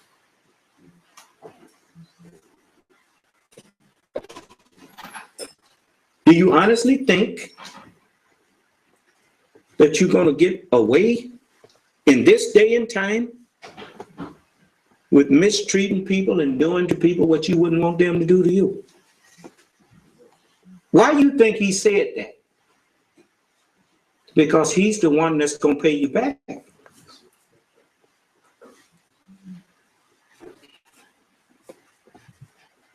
You want to murder the innocent? You want to murder people who was someone's loved one? Now, when we see a news report that you went and murdered your loved one and then murdered yourself, then maybe you will understand that whatsoever a man soweth, that shall he also reap. Then you will understand why Isaiah told you to sanctify the Lord of hosts himself when he comes, and let him be your fear and let him be your dread. And this stuff that you've been in the news media that Marty Singer ain't working for Dr. Cosby no more. You who are around people that trust you, if that trust is misplaced, you better get away from them. I'm telling you. If you don't mean good to people, you better stop pretending that you mean good to them. Just leave them alone. I remember the messenger said this about the people who used to be out there accusing him of trying to harm Malcolm and whatnot, and calling up, threatening his life and giving their names and what they would do. The messenger told them, if you don't like us, leave us alone, brother.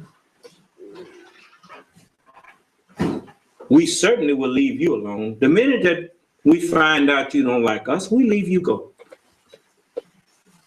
We leave you to go away from us in peace. You know, the $64,000 question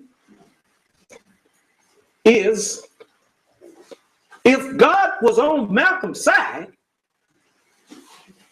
why did he get killed?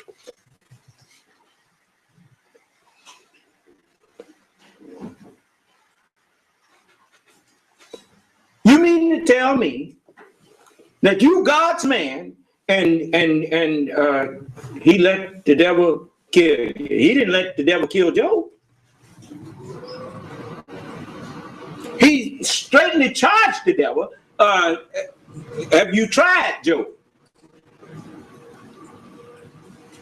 Well, everything that he has is in your power. Save his life. Don't you take his life. You think I would have been alive in Mississippi teaching what I teach if God wasn't with me?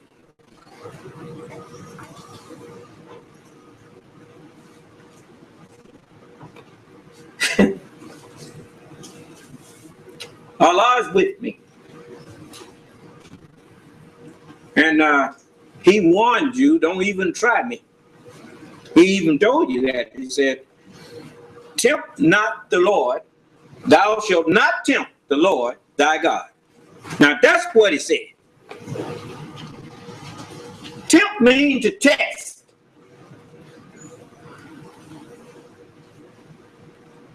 I came to do good for you. If you don't want it, you better get away from me. Hello, Assalamu You, wa alaikum Allah salam. Don't you feel that a person has a right to choose the type of environment or people that they want to be around? People already doing that. It ain't that. That's a right that people been exercising ever since the world was.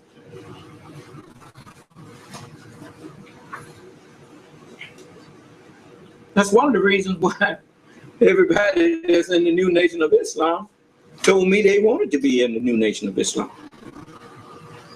I don't have nobody in here with me that didn't choose to come in here with me. Whenever people are around other people, 9 times out of 10, I promise you, they chose to be around them people. Maybe if I misunderstood your question, you can clear it up for me. But yes, ma'am, people got the right to choose who they want to be around. So to me, there are people that do want to be around people that gossip, and there are people that don't participate in gossip. And if a person chooses not to participate with a bunch of gossip and stay with more positive people instead of listen to gossip and try to continue to be positive in their own life, then to me, that's a plus. Well, I'm saying it right. That's why. Well, you said that to say what? I mean, most people, it's just like a Muslim. Muslims don't participate in gossip. Right. We just don't do that. I mean, if you bring me something about somebody, my first question is and you telling me that to say what? To what is? And if it's something about a believer or whatnot, if I think it needs to go any further, I will call that believer and ask them about it. Sometimes I won't say nothing because I don't run with everything somebody brings me. You know, and but you know, for the most part, when it comes to members of the new Nation of Islam, if someone brings me something about you, if I think it was something that I should look into, I will. If you don't hear from me, then it's because I didn't think it was something that I needed to look into. You see, I would tell generally people, once they come tell me something, if I don't think it's about nothing, or if I think it's about something, I would say, okay, I got it from here. That means you don't go around spreading that to nobody else. Right, I agree with you, but like I said, like everybody wanted to be in the new nation, that's fine. I have heard so much about them after they were on television this week. I've learned enough in order, it's really boring. I changed the channel. I didn't care to listen to all that gossip. Well, you don't need to keep listening to that foolishness. Right. The only reason I bring it up is because I said that I would answer a lot of the stuff these people say just for the sake of making sure that Dr. Cosby has somebody out here speaking up for him. I don't believe in standing back to my. I wish they hadn't did that to the brother. I think that was wrong. I'm gonna stand up and tell you, and I'm gonna say something about it to let you know that I don't go along with it. But that's my job as a leader and calling myself the savior for my people. That's exactly. So you know, that's my position. That's my job. So I'm saying, as we learned from you about Bill Cosby, the television itself on Bill Cosby was boring because you had educated me as well as other people on Bill Cosby. So I just turned it off. Well, you did the right thing. I told y'all don't be listening to them nuts. That's all. And that's what I prefer you to do. And if something needs to be brought to your attention about it, I will. I'll bring it to your attention. But at the same time, if you chose to listen to some of that foolishness, I know after a while you get tired of it, because, you know, all they have is a bunch of people accusing that man. They ain't brought no proof of nothing. And pretty soon, that will dawn on these people. Let them keep on saying, he did this to me, he did that to me. And I was scared to say anything. A white woman talking about she's scared to say a black man raped her. Yeah, right. What America did she grow up in? You know. So anyway, that's enough on that. Now I'll say one other thing. I remember the other day you asked me about going to Mecca. At this particular point in time, I don't want none of my people going over to Mecca for no reason. Now that I don't know, it has been determined that we don't know who we can trust from there. Stay away from them. They came over here and told you that 1 minute they was praising us and saying that we was the new freedom fighters of Islam. Next thing you know, they telling us that the Honorable Elijah Muhammad was teaching us shirk. And after getting up in his face, pretending that they respected him. And they didn't rest until they thought they had tore up the Nation of Islam. And got a hypocrite whose name was W.D. Muhammad to lead the rest of the unsuspecting people into their falsehood.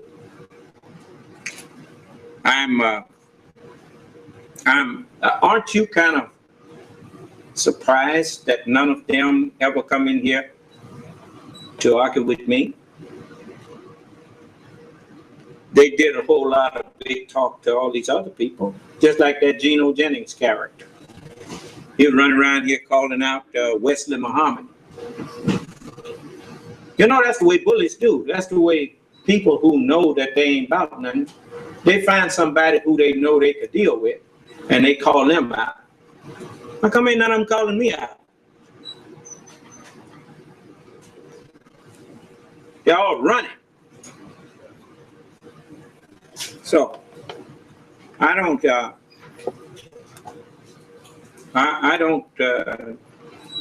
deny anybody a forum in here. He can be the Ku Klux Klan. If he talked to me like he's civilized and have some sense, I will talk the same. If he talked to me in an uncivilized way, I can dismiss him. I'm not going to get into no savagery with him. Excuse me, sir. Yes. Yes, someone wants to ask you some questions. Yes, they're welcome to ask me some questions. Is he calling in or what? Yes, sir. Okay. That's very good. Tell him when he gets in, let's unmute his phone and introduce himself. What's his name? Beg your pardon? His name is BB4P. BB what? MI4P. Oh, Mimi. Core P. Yes, sir. All right, well, don't introduce yourself as Mimi. Yes, if you're in the room, you can press *6 on your phone and that will unmute you. Are you there? Okay, sound like someone just unmuted their phone. Is that Mimi? You just unmuted it. Did you mute it back or what? Press *6. Brother Michael, is the phones? Beg your pardon? Okay, your phone is unmuted. You can say something now. What's the phone number? 414-763 area code. I thought I had muted myself back. Okay, well, mute your phone back. I'm waiting on the one that said they was, what was the question, brother? Well, he's welcome to ask me about whatever I say something about. You know, what is he waiting on? Email him back and ask him, did he change his mind or what? What, you thought I was gonna run? Or what? I'm not afraid of you all questioning me. Liars have to be afraid of people asking questions.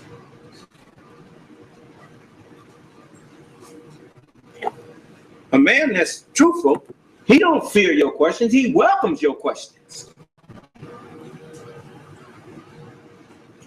Gives me a chance to go deeper.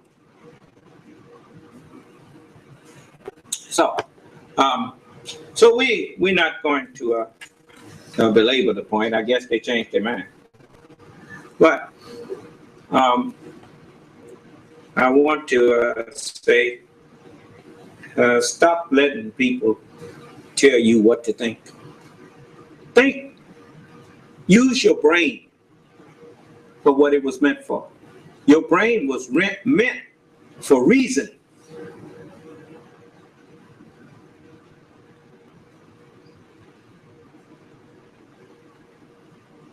That's why you're always messing around there choosing the wrong person for your friend. Because you don't think.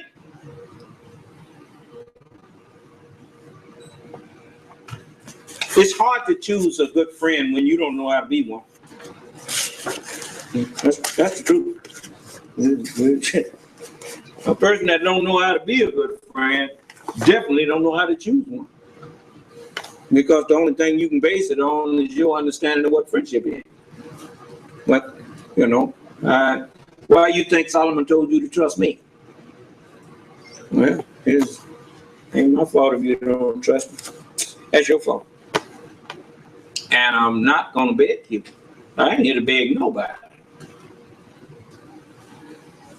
No, I ain't begging you for nothing.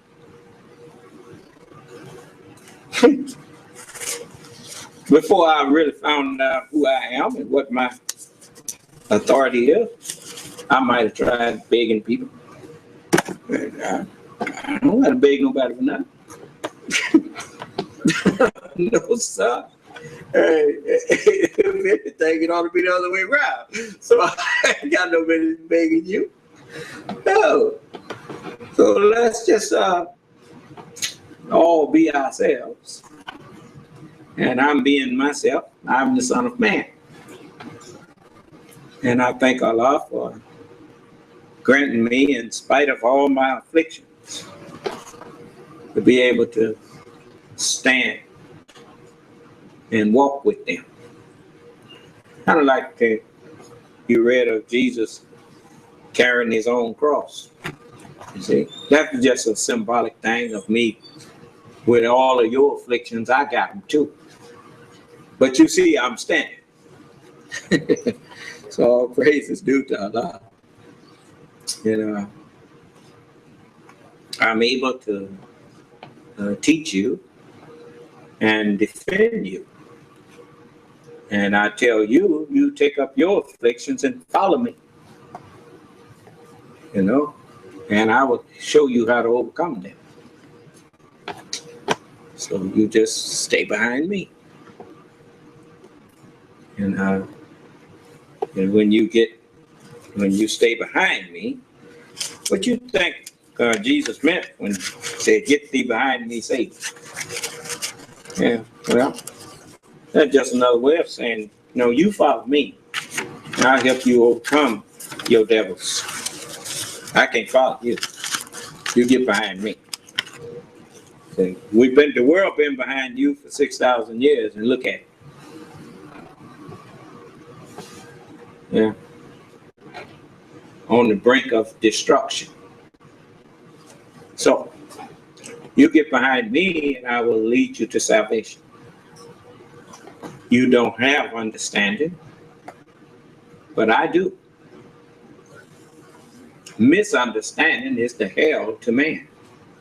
As Allah said to the devil, when Allah told him, he said, after Satan told Allah, he said, my Lord, he called Allah his Lord.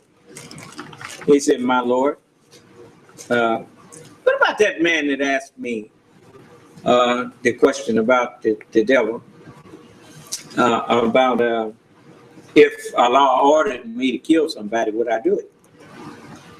And so, giving me a hypothetical, I gave him back a hypothetical. And he thought that he was pretty smart, but all he was doing was condemning his own self and his own people. Because when the government of America orders gives a person the death penalty, and they order them to be put to death, I asked him, is the officers who put him to death, are they guilty of murder? He said yes. so I told him, come on in here. And I mean, why they don't ever get put on trial for murder? You see? See, I know the truth. You the one don't know. When the angels destroyed Sodom and Gomorrah, were they murderers? Or were they angels carrying out what Allah told them to do? You see, you always have to go back to the one who ordered it.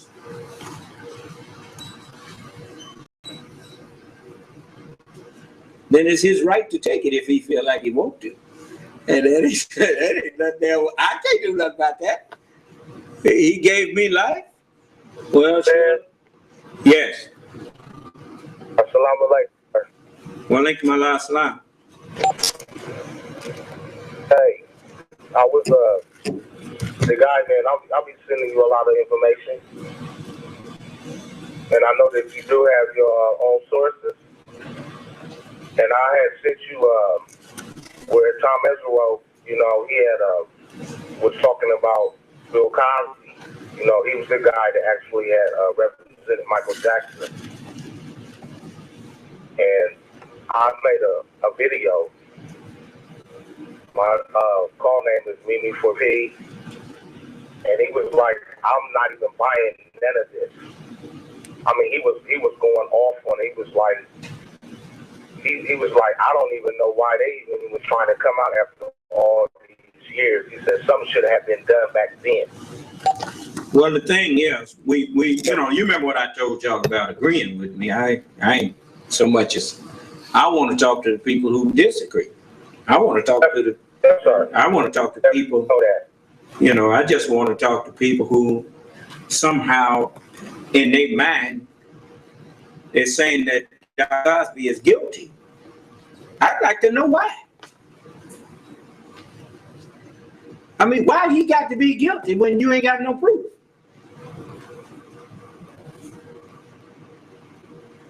I mean, how your mind function, man? A woman? Whoever you people are who claim that he's guilty. He's based on what? Coming up out of our walk up, man. It don't make no sense. So you know, I mean, like I said, you know, we had a man, you know, asking me these hypothetical questions about what if Allah told me to go kill somebody, would I do it? I told him I'd do the same thing Abraham did if Allah told me to go and sacrifice my son or my daughter or whatever. If he told me to do it, I would do it. Period. That's right. And that's that. Whole time. But he ain't gonna ask me to do that. He already said one of my titles is benignant God. Do you know what benignant means? That means harmless. That's what a Savior is. He's harmless. But the one who sent him ain't. The one who sent me to you, he already gave charge of what was going to happen to everybody that didn't follow me. Condemned already. Because they did not believe in the word of God. You see? And so he already promised them what was going to happen to them, and they're experiencing it now. They in hell and don't know it. At least their life is a living hell. And they keep on trying to figure out how to bring peace to themselves and can't. And that is what hell is. Hell is misunderstanding. And you got your misunderstanding from following the devil. The devil said he would make evil fast seeming to them and cause them all to deviate. And Allah said, yes, and whoever of them will follow you, I will fill with them all.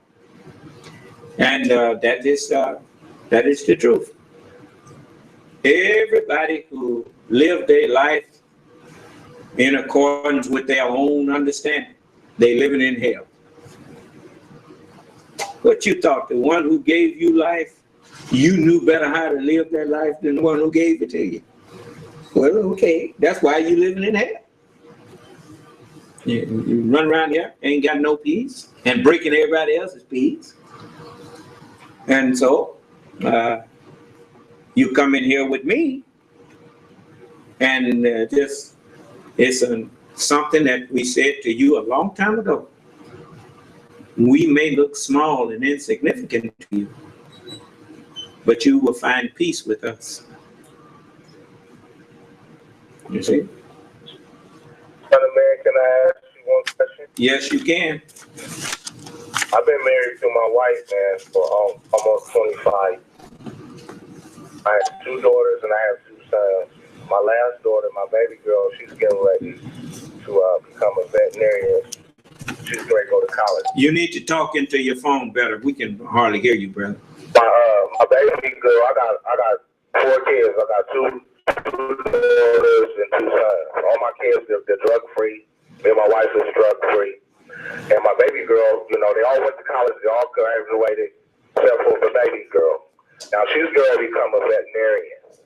And she's at the point where it's not where I've raised her, but she's like on the side where she's not religious, she's more spiritual.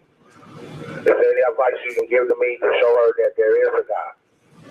Well, first of all, I ain't got no advice to give you to teach nobody. You bring your daughter in here to me. You bring your children, you tell them they need to listen to me. And that's the best advice you can give them. And then leave them alone.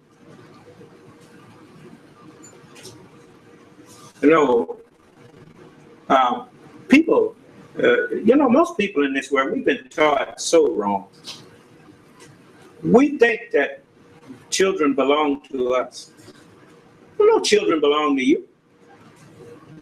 Children are a trust to you. You know what a trust is? A trust is something that you only hold temporarily. And at some point in time, you have to give it up. Now, if you don't believe that, listen to what you asked me. Is it something, she ain't religious, she's spiritual. Is it something you can give me to tell her? Obviously, she ain't doing what you want her to do. Don't no human being belong to you.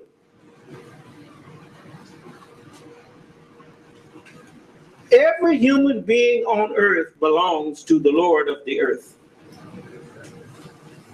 And that's the one they got the answer to.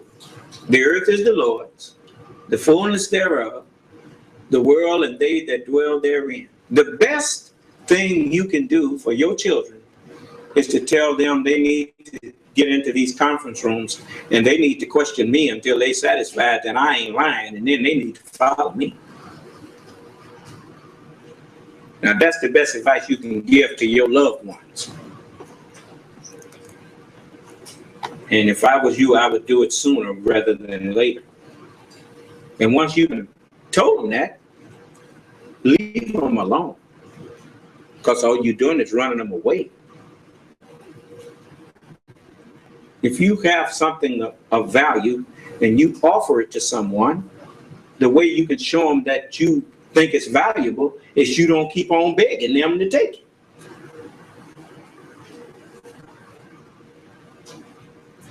I hear you. You see? I'll take that under advice. You know, I mean, that's the worst thing you can do is try to cram something down somebody's throat instead of just offering to them.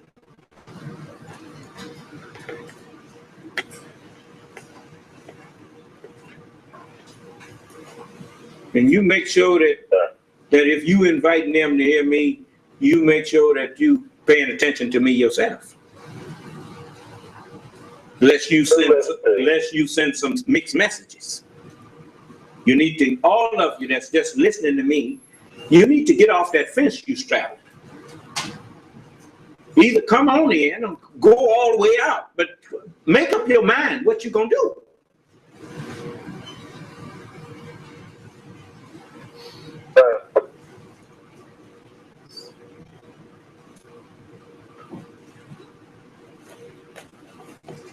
Allah bless you. And you too, brother. Did anybody else have something they wanted to ask me?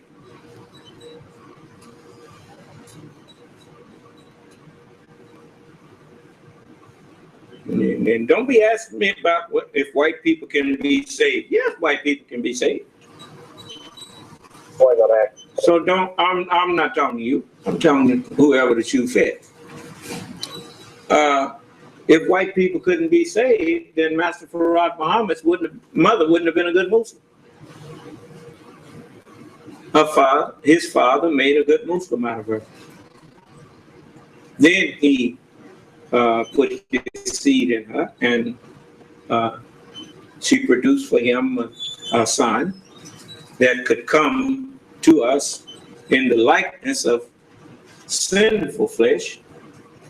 And because of the sin that they were committing, he couldn't come if he was black because they wanted to kill him. And so he came in the likeness of sinful flesh to condemn sin in that flesh. You see, to let you know that it ain't the flesh that's sinful, it's the mind that's in that flesh that he come to condemn. And that's what I'm after. I ain't, and that don't mean I'm preaching integration either. You let white folks have white communities. Let them continue to perpetuate their race of people without you mixing in with them and spotting them all up. Why don't you think something like love and respect for yourself and your people? Quit wishing you was over there with everybody else. Don't want to be nowhere where it ain't nothing but your people. Do you know how pitiful we sound enough time? I don't want to be nowhere where it ain't nothing but niggas. And then, well, if you don't want to be around you, what makes you think anybody else want to be around you? When you move in, they move out. And I don't blame them. Because when you develop self-respect, you won't want to move someplace where don't nobody look like you. You will be more happy and comfortable to be where people look like you. And that ain't because you hate the other people. It's because you love yourself.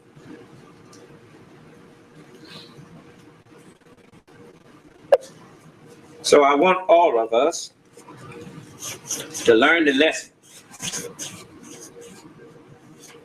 that no matter how much you get working with them and for them, they never will respect you and love you like they love one another. And once you understand that, then you will start spending your time trying to cultivate some love between you and your own people, rather than always trying to run and get somebody to love you that that it ain't in them to do. Not yet. No, sir. Best you can hope for from white people right now is respect. They respect me. They ain't got no respect for you sitting up there kissing they behind while they murdering you. You don't have to murder me because I ain't gonna go up in his face. No, sir. I'll stay around my own people, and I'll try to build up and make my own community look beautiful. Instead of riding out there in his community, wishing I was living out there, I would ride through my nasty community and get a broom and some rakes and some lawnmowers and stuff, and we'd clean up our community and fix up our own sidewalks and streets. I wish they would do that. I wish they would do that. Well, I wish we would do this. Now we can do this. We're gonna produce that movie, that documentary, that docu-movie. That's what we'll call it.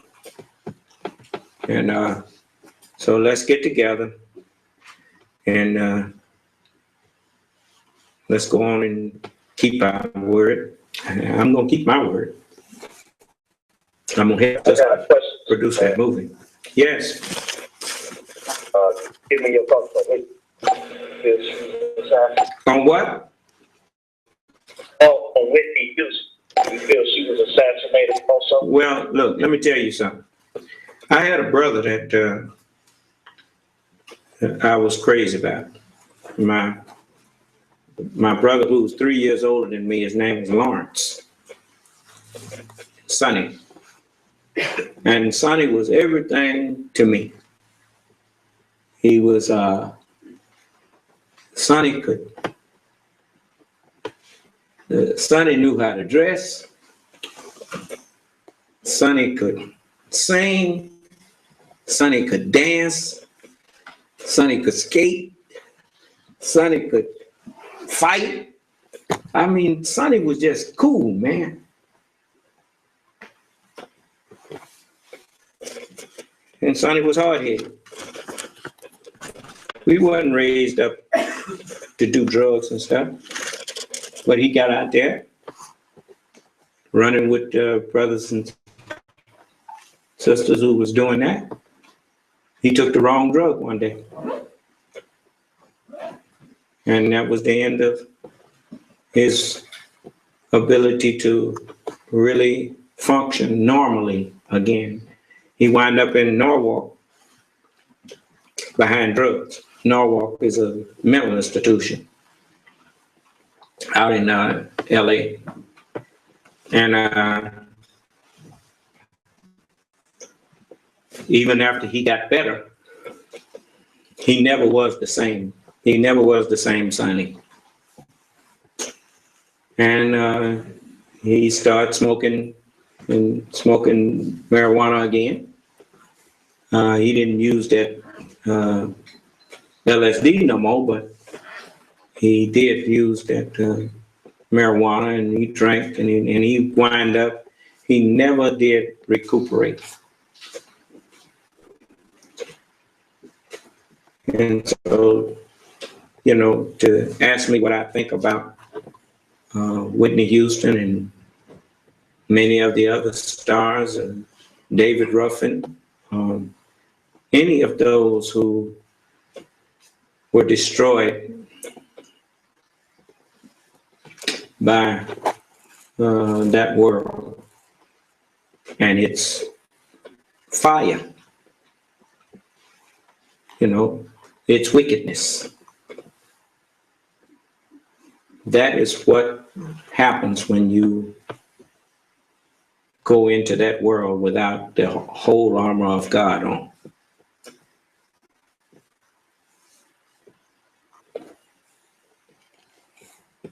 And as long as you go traipsing off out there chasing money instead of seek first God's kingdom and his righteousness.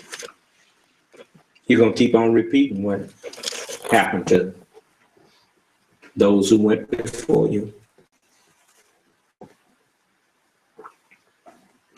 So it was tragic what happened to Whitney Houston. But in the final analysis, who do we have to blame when we choose a lifestyle that has a dead end?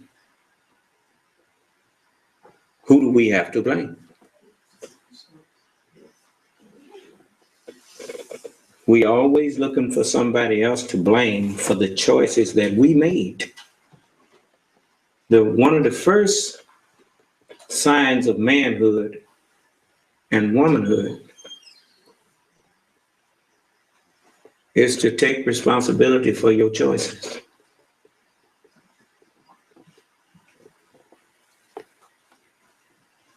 Is it?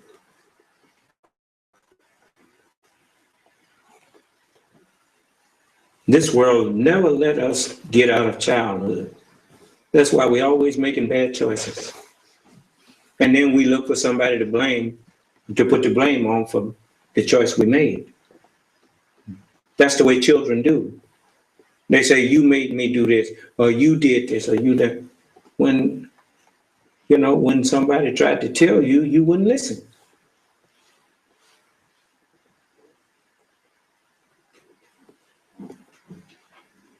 You think nobody tried to tell Whitney, leave them drugs alone?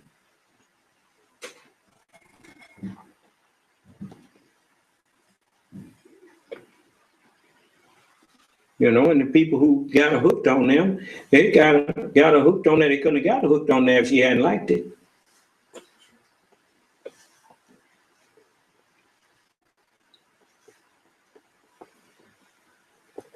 Trust in the wrong people. Anytime somebody offer you something to keep you going rather than telling you, hey, you need to take a rest. Well, the person who offered you something to keep you going in spite of the fact that your body was telling you you needed rest, that person ain't no friend of yours. Because when you forcing the body to go simply to make another dollar, you won't let your body get the proper rest so that you can function normally. And then that's how they get you hooked on drugs.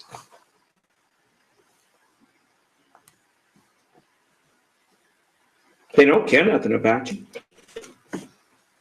And Michael Jackson sung that song. They don't really care about us. Anybody that care about you, they don't try to just use you.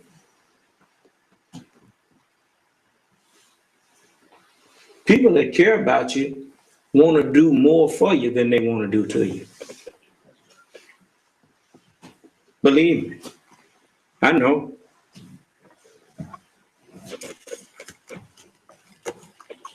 You can talk all you want.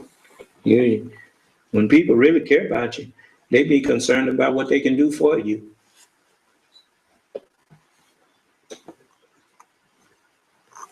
So I'm gonna leave it there. If it was Friday, I'd keep going.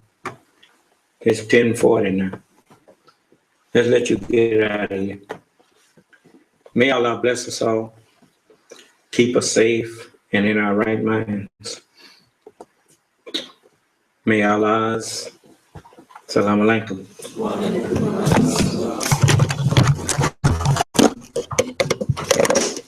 Your conference recording.